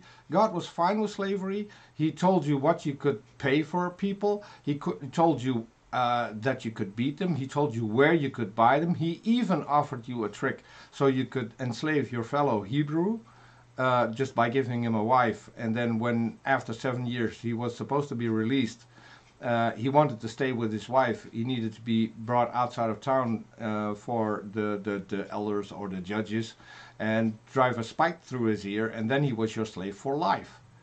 I mean, this is just a thing. It is in the Bible. The Bible is specific. There's no way of misinterpreting it. There's a Well, way. even There's a way of trying to misinterpret it, but then you veer from the original text. even if the Bible isn't necessarily, well, I should say, if he doesn't believe that the Bible is that specific and that the Bible is basically not as specific, but kind of a generalistic book of maybe ideas of tips to live your life by, then we don't need the Bible because we can get all this elsewhere. I mean, really, to do your best at anything you put your hand to, that isn't something that's Christian. That's just common sense. And it's That's and not it's and a it's part Christian of teaching. and it's part of a lot of religions. There is one thing that I want to note because Mike and I had a conversation before we went live. Mike said about an hour. We're an hour and a half in at the Okay. moment. How right. how are you for time, Mike? I can go a little longer. I don't want to go too much longer. My wife's home from work and I have some things to do. Oh yeah. Sorry. That's okay. No, guys, listen. Listen here. I mean, if Let me give you, let me wrap this up in a nice bow as far as how I look at the Old Testament, guys. I love those. Yeah, I like bows too. Like I said, I look at the Old Testament as how God was dealing with these people, bringing them through a time in human history that was very barbaric and terrible, and separating them for a purpose. I don't understand some of the things in the Old Testament, like you said, some of these things where it talks about slavery, other than to say that this is how people treated each other in those days. And this was just common practices in those times. And he was bringing them out of it slowly. It wasn't something he just did in an instant. He had brought them over through this time over many hundreds of years to a place where he felt that the timing was right for him to bring his son into the world through this people. Well, I guess then my question would be regarding the Old Testament is what general message does the Old Testament bring, just in general, that actually puts it morally above other, ideologies?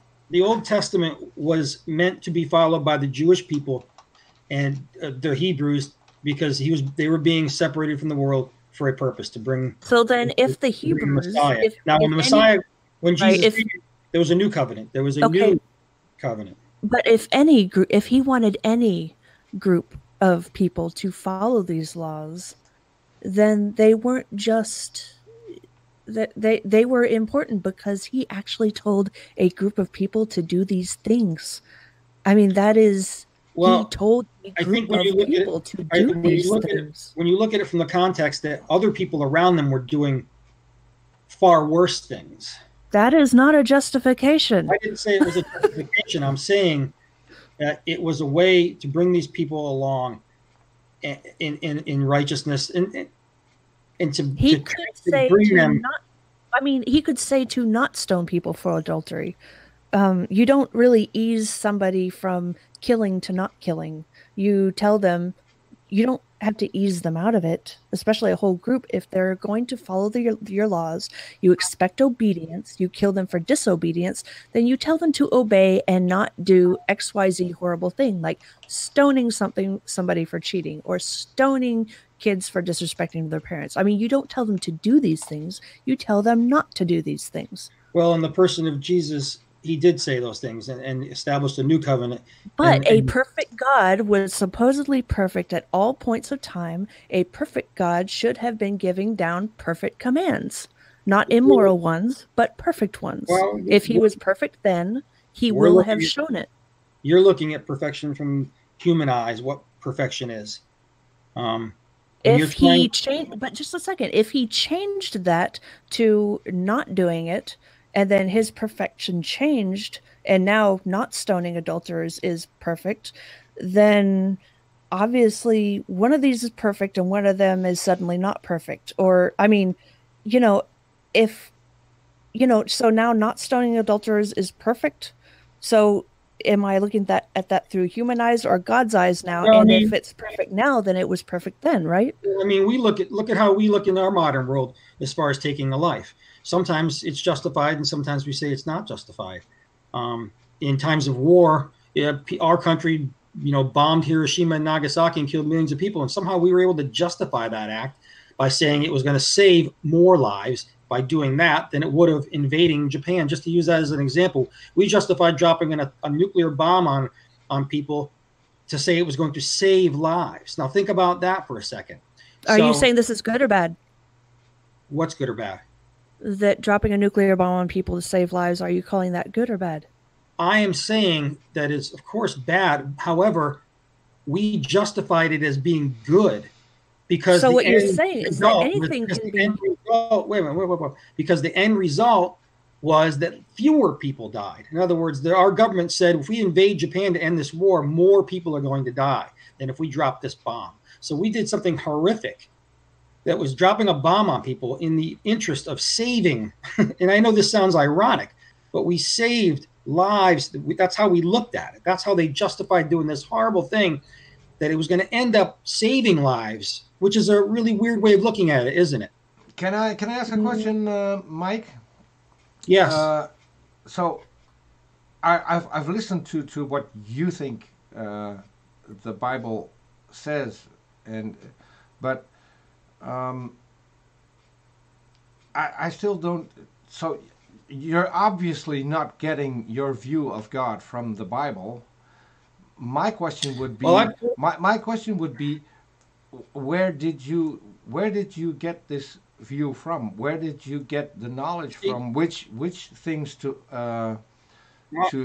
take seriously and which to just merely dismiss? Because I view God in the person of Jesus Christ. That's how I view God.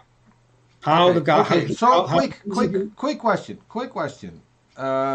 Do you save money for let's say when you're older, so you'll have yes, money? I do. Why? Why do I save money? Yeah. Because I'd like to retire someday and not have to work. Okay, so you're specifically going against Jesus on this. Well, I think that's taking it a bit far. I trust in him now. No, Jesus says trust in me and don't save up for later, because Jesus will provide. So this comes directly from the Sermon on the Mount. I desire that kind of faith. I'm not saying my faith is there yet. I want it to be there.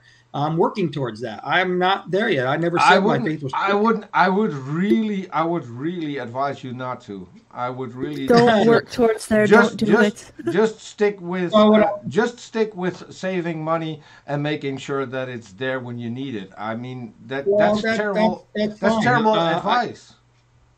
I would tell you that my desire is to have that kind of trust and faith.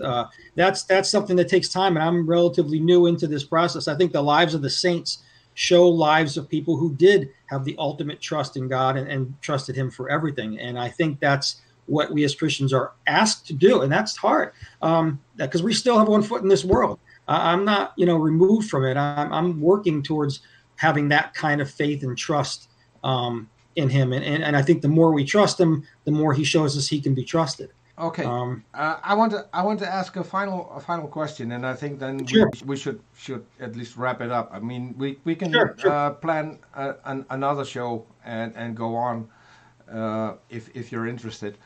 What I really wanted to know is, why do you believe the New Testament? Since none of it is first person, none of it is written even during Jesus' lifetime.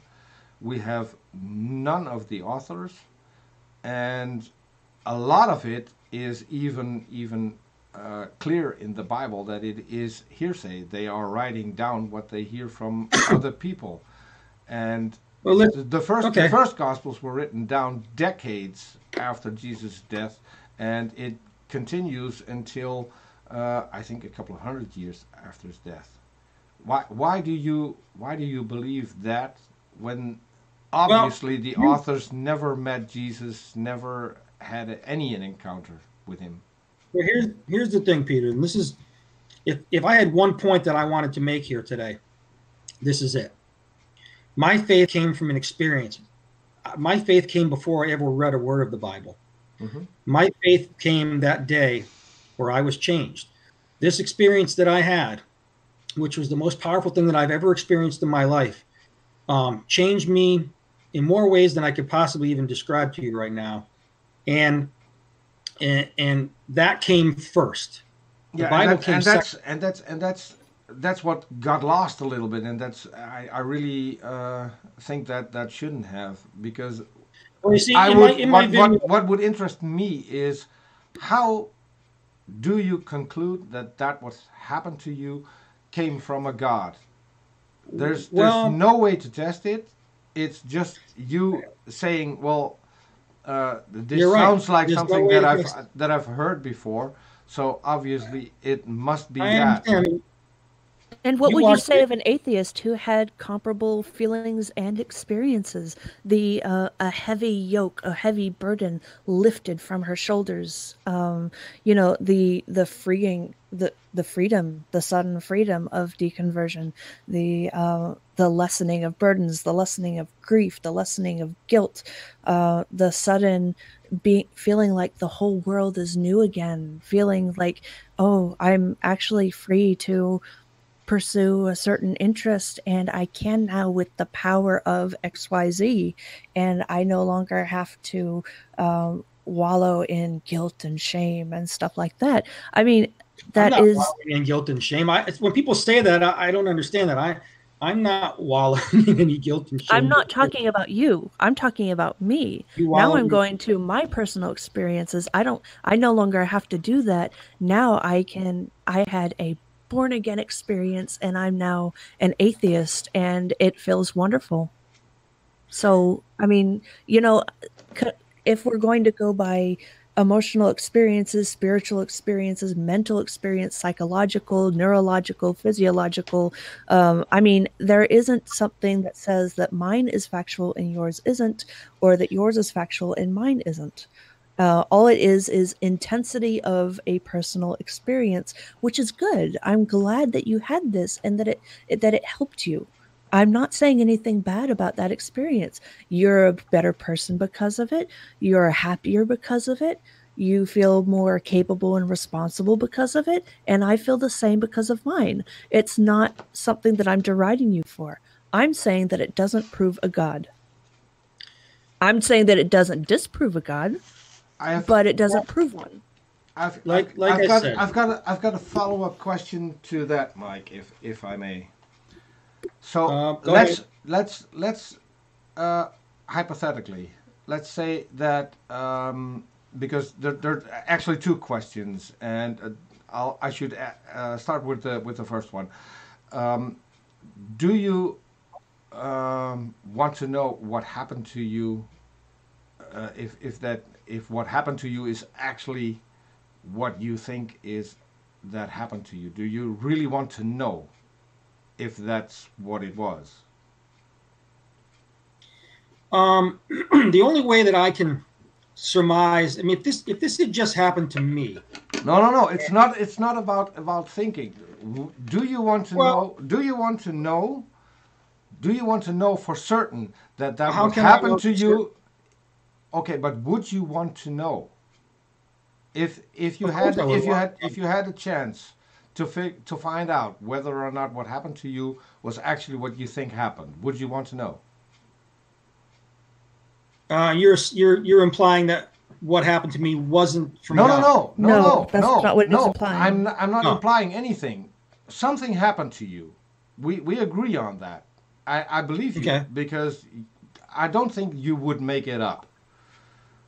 Because that would just be silly. You don't. Well, also it goes against what he seems to be. He doesn't seem to be the kind to make that kind of thing up. What I'm asking is, if you had a chance to find out whether or not what you think happened actually happened, would you want to know? I'm having a tough time understanding your question. Well, okay, I'll ask you a different question. So, what if at some point you would find out that what your experience wasn't coming from God, it was just you, and it was just you who changed his life, it was just you who changed it for the better and is now a more happy guy than he was before? If you would that lessen the experience? Yeah, would that lessen the experience? Would you be disappointed? Would I be disappointed? It's a hypothetical. Would I be disappointed? You asked me a hypothetical earlier and insisted that I answer. I'm trying to think of an answer. It's hard to answer this question. Would I be disappointed if I found out what happened to me wasn't from God, but was just some brain aneurysm? No, they're not aneurysms. That's not what they are. If it wasn't, see, Mike, see what you're doing? You're already trying now that if that should be the answer, you're already saying then the experience is lesser because it's a brain aneurysm. Why not? Why couldn't it be? Why couldn't it be a pretty emotional experience that you had because you were at your father's deathbed? I mean, if anything, there should be emotions. Now, let's say there should be emotion. Yeah, let's say that what actually happened was you. Something clicked inside you, and something made you become a different person, become maybe what you would say a better person. If you were to find out that after all, it wasn't God, you did all of it yourself, wouldn't that? Or it happened to you. Yeah, no. Well, the changing of his life, he did that himself. Whether or not, or it happened to him. I understand your question, and I guess I'll answer it like this: yes, if I find out this wasn't from God, if somehow you could prove that to me, which isn't really possible, but if you could, yes, I'd be disappointed. Why would you? Why would you be disappointed? Because you did it yourself? Would that be disappointing? Because I did. See, this is the thing. I asked you this earlier. Well, to be fair, Peter, I was sad when I lost belief in a God. It's not that I don't want to believe in a nice, loving God. So whether or not, it's not. I don't consider it like a point against him if he feels disappointed. But I didn't ask stop believing in a God. I was just asking about this specific thing. What if he? I guess I'm. Yeah. What if he found out that was just himself? He had an experience, and according to that experience, he changed his life. He threw it around. I mean, I've done it for a different experience. I understand what you're saying, but here's my point on that. If this were just me, then this would have never gotten any further than my own life. Okay. But in the aftermath of this, finding out how many other people have had this exact same experience and how it changed their lives profoundly, you start to put two and two together. When you like me and other atheists who have deconverted? I'm not. I think, Mike, have a lot of. I think, Mike, we have a way. I think, Mike, we have a way of testing it. Mm-hmm. Would you be up for testing it? Because you say you were filled with the Holy Spirit, correct? That's correct. And you are still filled with the Holy Spirit today. Is that correct? Yes, not in the same way. It was more powerful at the beginning, but certainly I still feel like I'm living that life now. And you believe, at least you believe the New Testament. You believe what Jesus said in those last 50 days, right? Yes.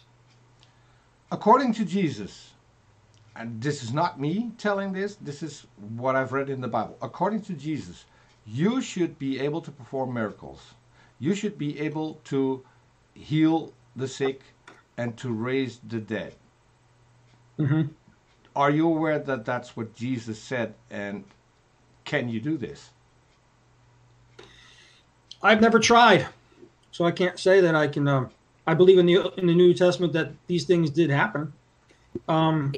If you come to the belief that you can, I'm not saying if you can or not. I'm just saying you as a person, your morals, etc. If you come to the belief that you can, and things that you've done you believe are miraculous happenings, would you be willing to go through the hospitals and bring these blessings to others? Like to children's wards and stuff like that. Like actively do it, not just talk about it, but show us that you are better than some of the preachers who just heal people in their own congregations but don't go touring the children's wards and burn wards trying to heal others. Whether they are or not, the intent is so important. Mm-hmm. You know what I'm saying? Yes. And I think, according to how I understand the Bible, that some people are given these abilities. I don't know that I have been. I don't know that that's something that I have the ability to do. I've never tried it. I understand that some people feel that they do have healing powers.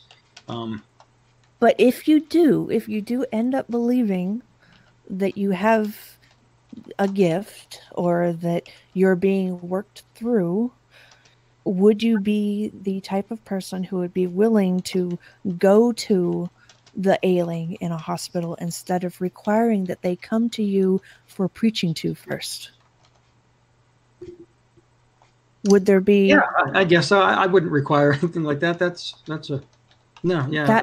That puts you head and shoulders above many people I've met, so I thank you for that. Now, people in the audience might kind of say, well, blah, blah, blah, there's no such thing.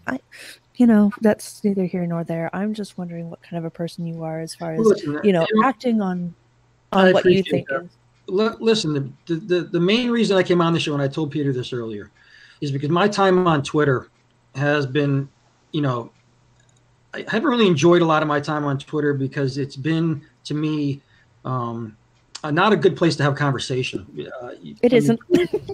When you're tweeting back and forth to people, it's just, sometimes people resort to insults but the most overwhelming belief that I have come across, and I'm not saying this applies to either of you, is that most people that I've encountered on Twitter who are atheists look at people who are religious and have faith in God or in Christianity as being gullible.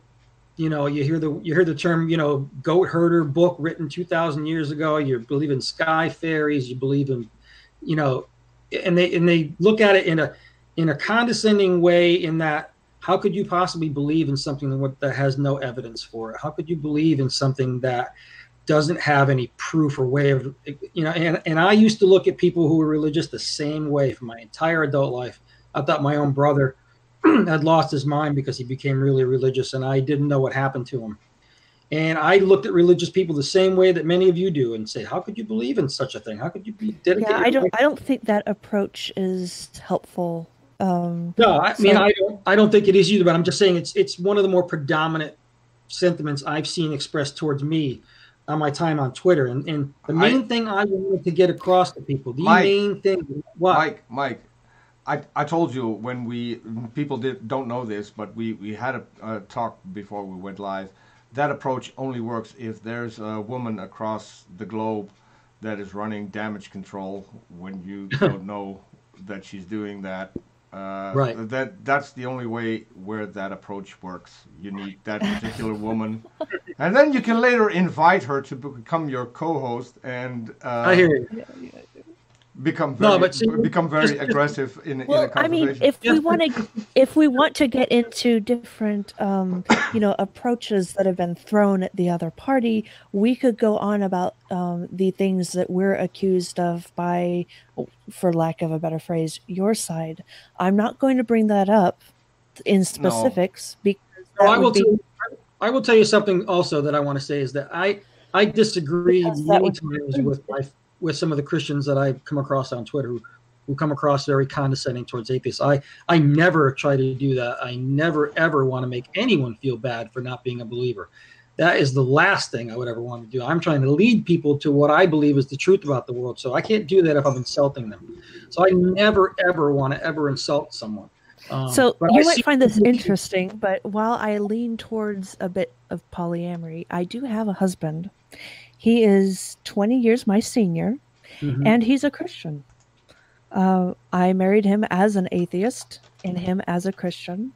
Neither one of us converted or deconverted during any of this. So I'm not coming at you from a position of hating approximately 78% of the population of our country.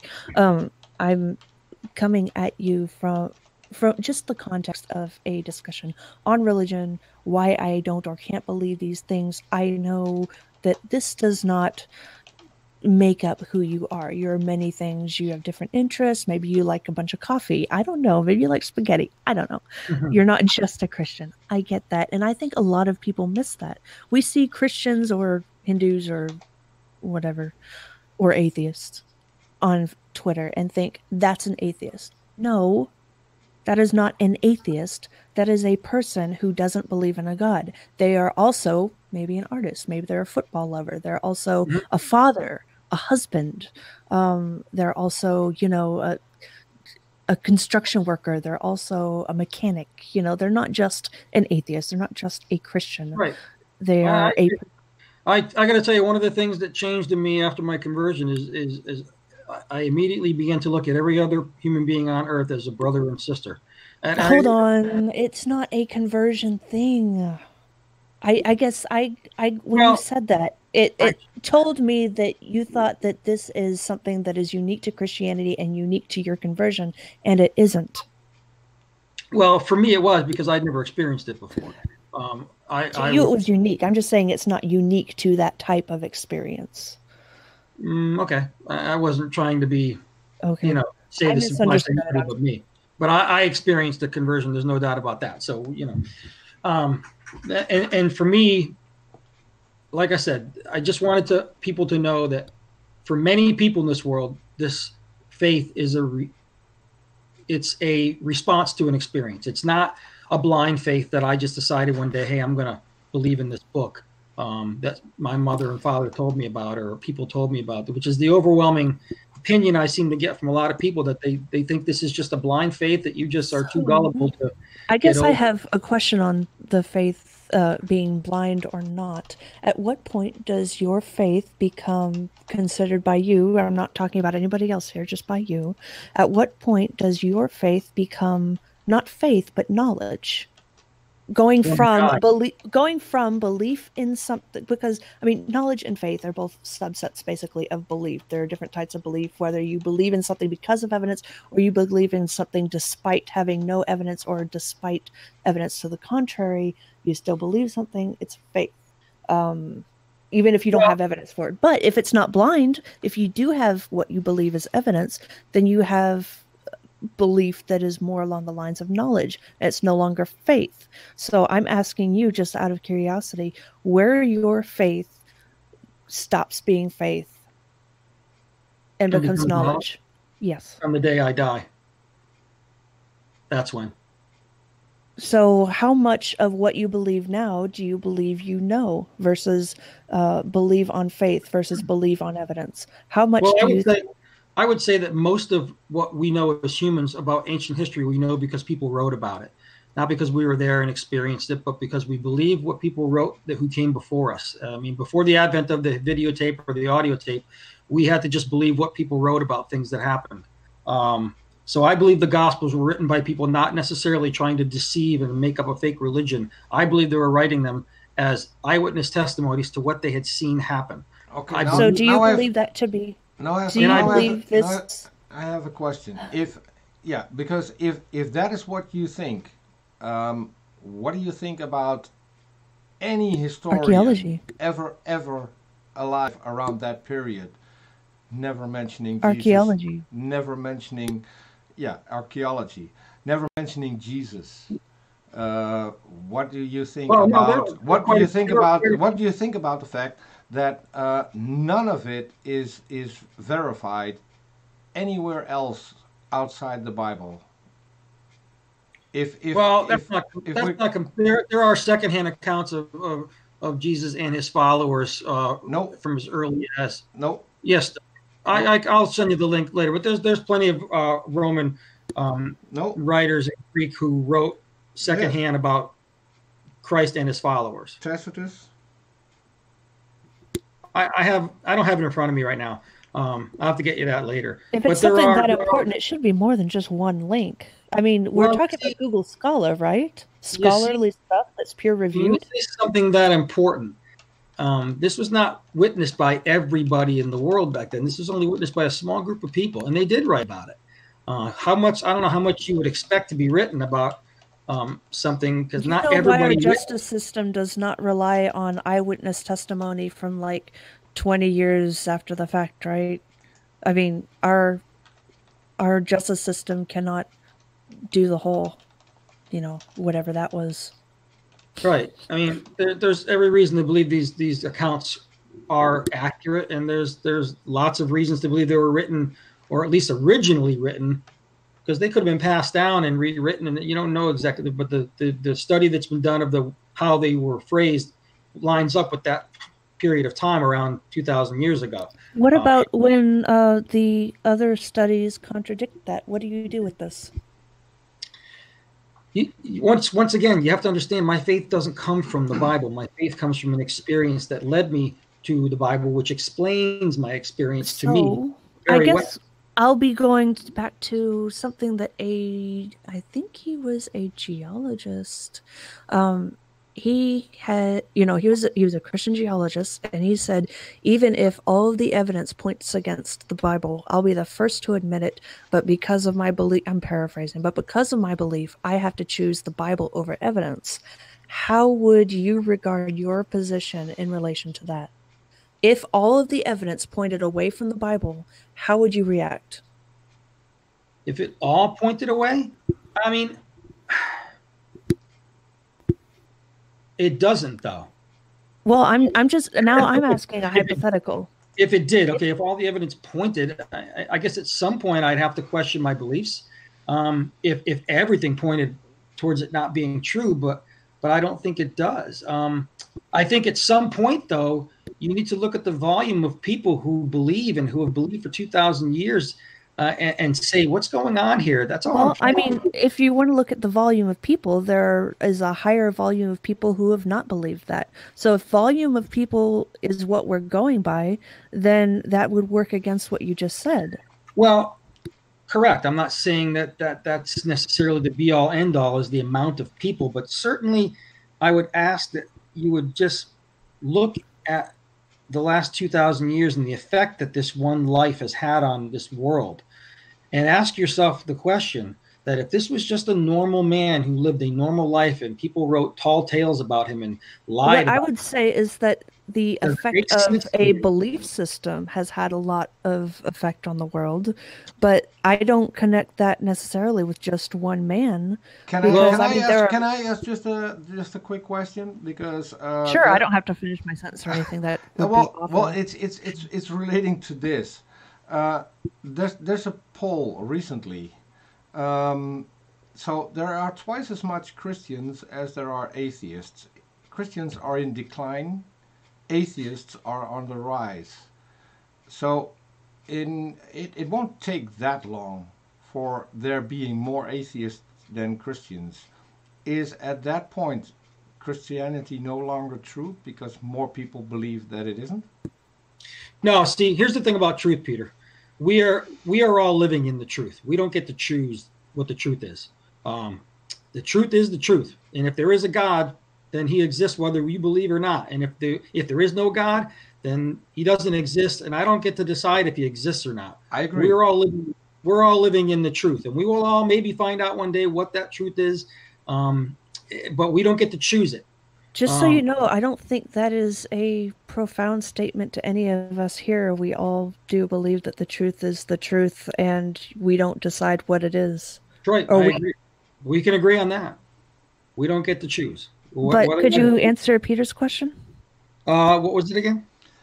So if at some point atheists, and they already outnumber evangelical Christians in the U.S., and they, I think, even outnumber evangelical Christians and Catholics in the U.S.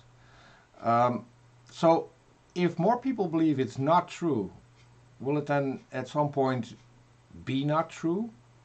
No, I just answered that. I just answered that. Whether something's true or not has no regard. I think what he's talking about is evidence. Would it count as he's not saying would the truth change? No. That's he's a not better way saying of would the phrasing truth. Yeah, Charis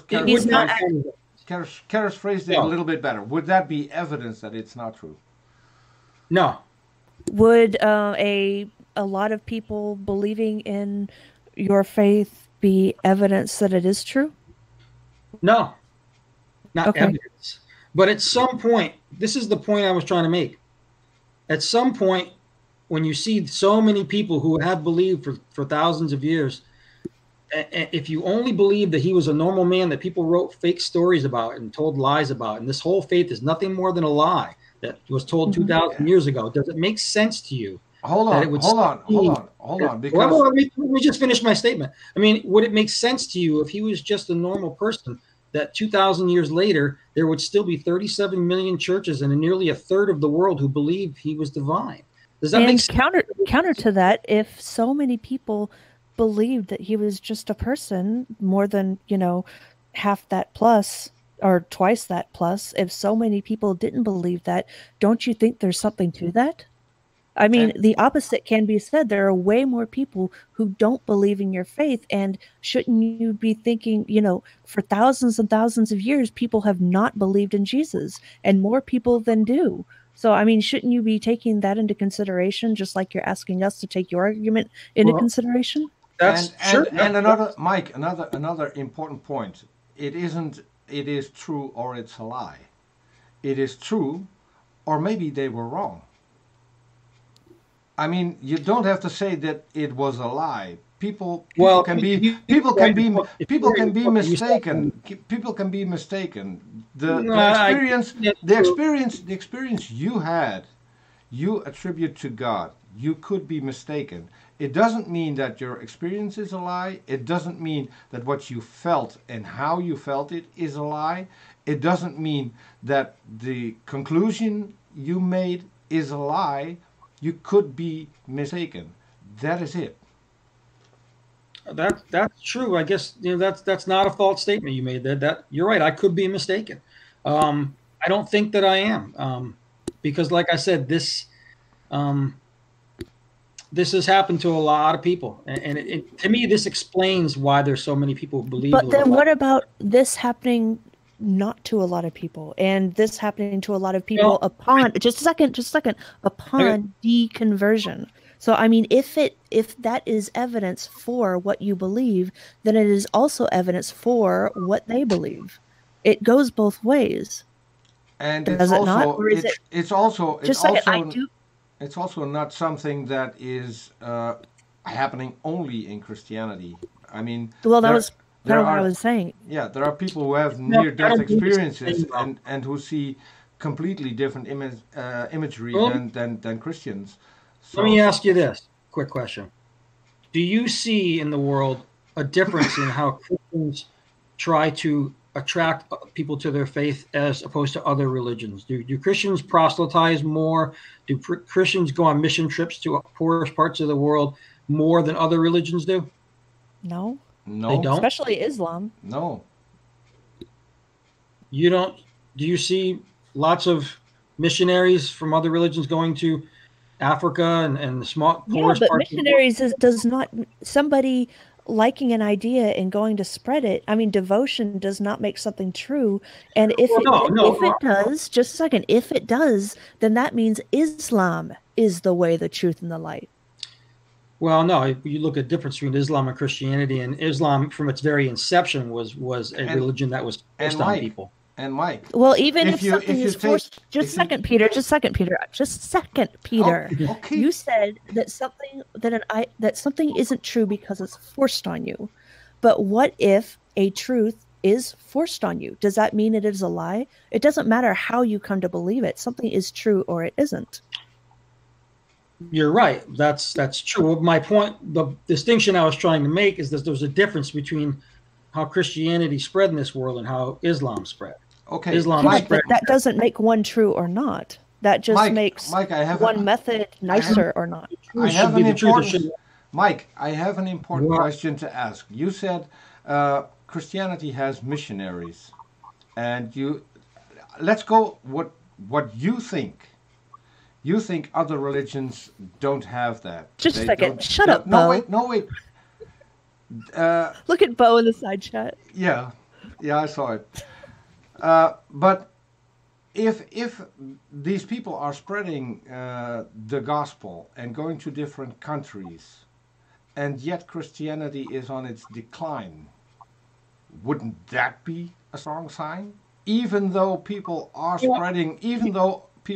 spreading the word, are spreading the gospel, the religion is on its decline and has been for decades. Well, it's in decline in some areas, and it's growing in others. It's growing in places like China and Africa and South Korea. That doesn't mean it's true or not. But it's only growing there because it was illegal, and it's now no longer illegal. And exactly. Exactly. You just made my point for me. That no, I didn't make your point, because even while it is growing there, the total amount of Christians is in decline. I know, but the point I was trying to make there is that I believe Christianity grows and spreads wherever it is allowed to. If societies and governments don't allow it to be taught and to be preached, then yes, it will not grow if they won't allow it, if they throw people in jail. But wherever it's allowed to grow, it seems to grow. No, that's what I just said. It isn't growing; it is in decline. No, it is now growing in parts where it used to be forbidden. Of course it is, because while it was forbidden, those people were still Christian. They just didn't come out openly. So I don't think a lot of them were, because they had never heard of it. No, and so recently the Jehovah's Witnesses got banned in Russia. That doesn't mean there are no more Jehovah's Witnesses in Russia. Okay, if you make a poll, there are no more Jehovah's Witnesses. Of course not, because they're not going to tell you.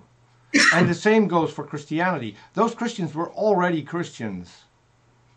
Well, that's not necessarily true. I mean, if there's places where it wasn't preached and taught, then people did know about it. And if they bring it to, I mean, recently in the news, there was that Christian missionary who was killed going to an island off the coast of India to try to bring the Gospels to this remote tribe of people, and he lost his life. Yes, and he was warned, not to go.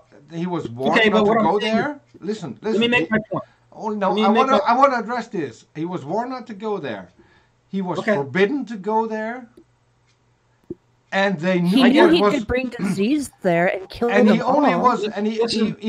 only was killed after a second attempt. He knew what he was going into. He knew that he was going to get killed. I know, Peter. Let me make my point about this. You didn't let me make my point about him.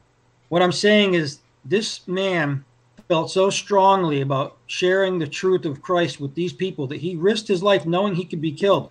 What I'm saying is, do you see this from other religions? Do you see Hindus and Buddhists and Muslims and Jews doing this kind of thing? What he did was condemnable, because he didn't just risk his own life; he risked theirs. Yes, Listen,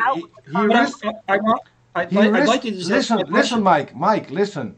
The reason that he is forbidden to go there is because he could bring them diseases that could wipe them out. Literally. Completely. I understand. So I understand that. What he did wasn't Christian. What he did was despicable. He thought It was look, condemnable. he thought that what he wanted to do was more important than the lives of these people. He was willing to risk these people's lives just to make a point. Can I respond to this now real quick? Sure. I just want to ask a question. Do you see people of other religions doing things like this? That would be despicable if they did. Yes. Yes. Unfortunately, yeah. Yeah. Have you heard of ISIS? I mean, there are even worse things happening right now. Yeah, but they don't go peacefully. This man went. No, he didn't go peacefully. He went despite being ordered not to. That is totally. You're not hearing my question. You're not hearing our responses. When you go peacefully, you're not going over there risking somebody's lives knowing that you could bring disease to wipe them out. He's American. He has that education. He knows what disease can do. That's not peaceful. That is risking their lives. You're a human bomb. Yeah. He couldn't care less about their lives. The only thing he cared about because he cares about their eternal life.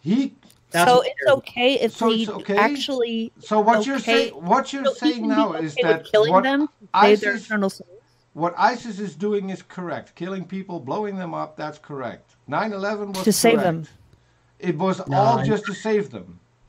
Okay, I want to get a direct answer because something that you just insinuated, your point was, let's just see if it's what I thought it was. You can disregard a person's mortal life if it comes with the exchange of saving their eternal soul.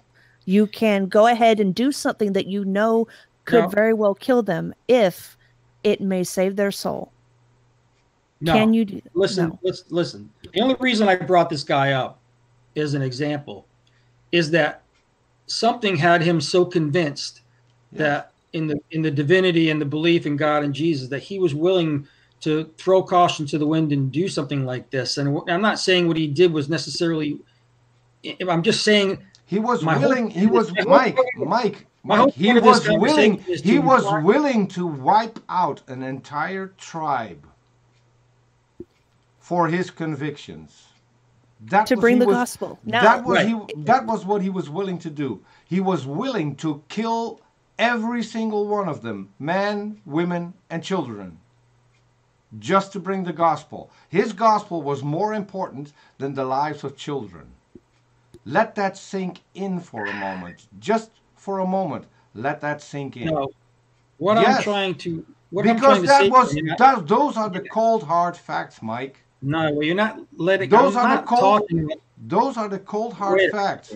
If he would have brought disease there would have been wiped out.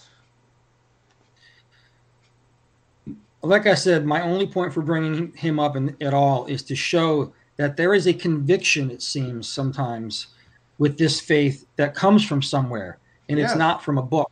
Well, it comes to Islam as well. That's why we see them flying planes into buildings. I mean, it's not conviction that makes something true or false. No, it's whether or not something is true or false. And it's not even the best part of the religion. It is the worst. If you are willing to kill other people for your religion, if it causes you to do that, that's not good. Yeah. If that conviction, well, he wasn't going there with the intent of killing them. No, but he went there with the knowledge that he could. He went there knowing that even the flu would wipe them out, and it would be very possible for him to have carried the flu virus, which he at that point from is a country. Yeah, he came from a country that's right now trying to decide if we're going to build a wall on the southern border just so that people can respect our border rights, and then he goes and violates another country's border rights. I mean, that's just, I mean, it's so hypocritical. I don't know what to, I mean, if you're basically to this tribe an ambassador for the U.S. and for Christ, upholding our own national sovereignty and totally violating that of these people and bringing them possible death. I mean, gosh, I'm speechless. That is bad. And if it is presented as good, I don't even have words for that. I wasn't presenting it as bad or good. I was presenting it in that a positive light. No, let me finish. Okay, sorry. No, I was trying to present an example that shows that Christians in this world, I believe, in my interactions, act differently. I mean, in my time on Twitter, I have seen nothing but Christians and atheists on Twitter. I almost never see a Muslim or a Jew or a Buddhist. Mike, for the record, we're not attacking you. We're pointing out a very important issue here, and that is that Christians are so indoctrinated that they see this as a good thing. Where in fact it is the I word. No, I do have one bone to pick. I do have one bone to pick with Mike, though. Where in fact it's a terrible thing to do.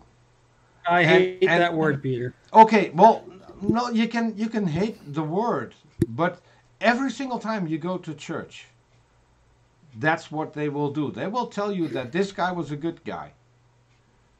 I have one bone to pick with Mike, though, because every time Mike has a point to make, you say you have a point, stop interrupting my point, your point, your point, your point. When we say something we're not understanding, we're misrepresenting, we're blah, blah, blah, and it is really messed up. Please stop that, because that is... No, I'm serious, because it's a double standard. It presents everything that you say as good, right, etc., because you're presenting it as my point, my point, my point, and you're not giving us the benefit of saying, I don't mean to interrupt your point. I understand your point. You're not saying that anything that we're saying, we have a point. We are misrepresenting. We're doing this, and it has a dehumanizing effect. I mean, that doesn't dehumanization doesn't mean you say that they're not human. It means that you're not attributing good characteristics to the other side.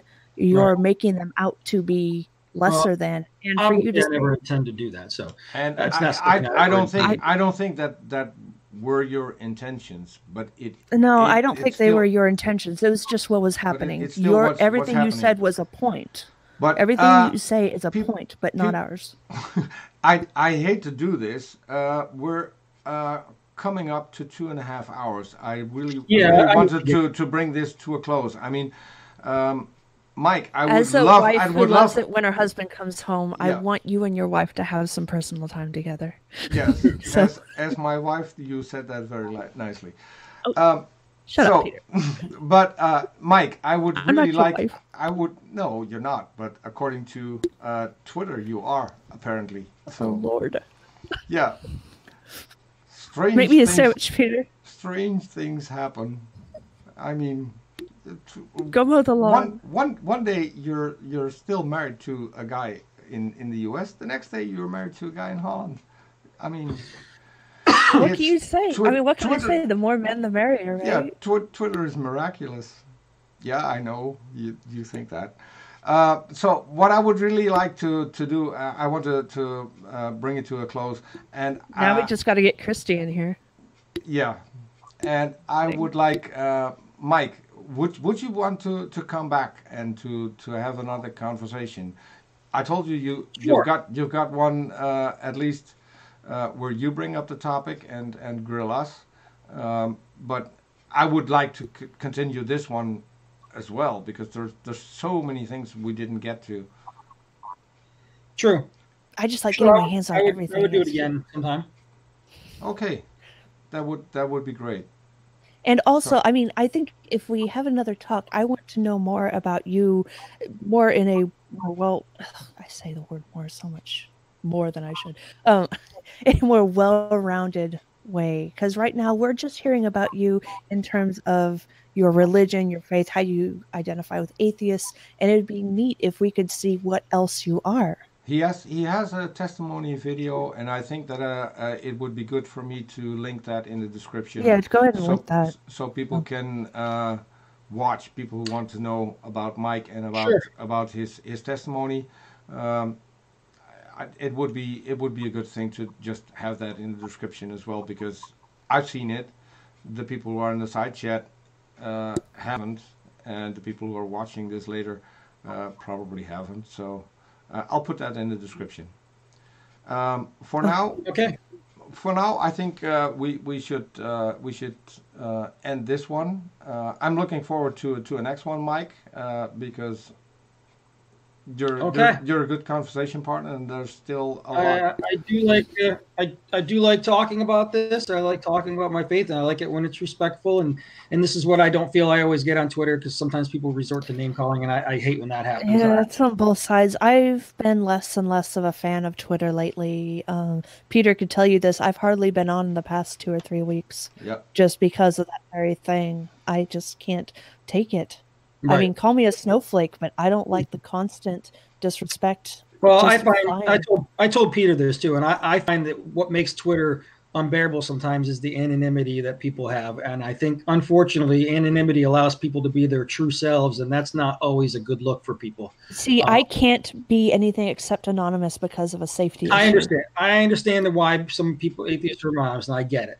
But unfortunately, some people use that in the anonymity to act in a way that they might do if they were talking to somebody face to face.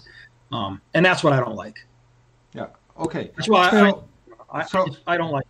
We're going to end the stream because if we don't, we'll just go on.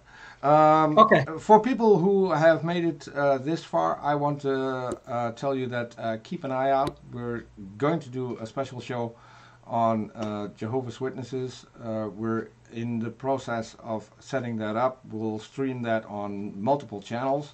It's at least Sidestrike is going to restream it. We're still looking for people who want to come on as a guest on that show, or maybe co-host on that show.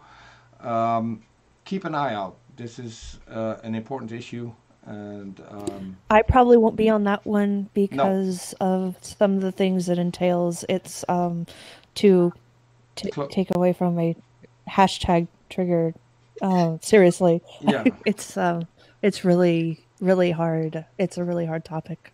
Yeah, well, we're going to have several people from the foundation in Holland on, so it's going to be a busy stream. I'm hoping that we can have some of the victims on. It depends on whether or not they speak English well enough. So keep an eye out for that one. And I thought you were doing a Dutch stream separately. No. In Holland, it's fairly well known. We need to get the word out to the US and to Australia. So we'll be doing at least 2 shows and maybe even more. It depends on what happens. Mr. Banderas needs to get back to wifey. Yeah. Yes, I do. Okay, so I want to thank you, Mike, for coming on. Hope to see you. I enjoyed the conversation. Hope to see you soon. Okay. And, see you on Twitter, maybe. Yeah, we'll keep in touch on Twitter. And bring a Puss in Boots impression. or Zorro. You could do Zorro. I'll have to come up with something. Well, you could wear a cape and flip your cape like Zorro. A cape and the Zorro mask for next time. Now, I love the conversation. Mike, thanks for coming on. We'll see you all next time. And until then, please mind the gap.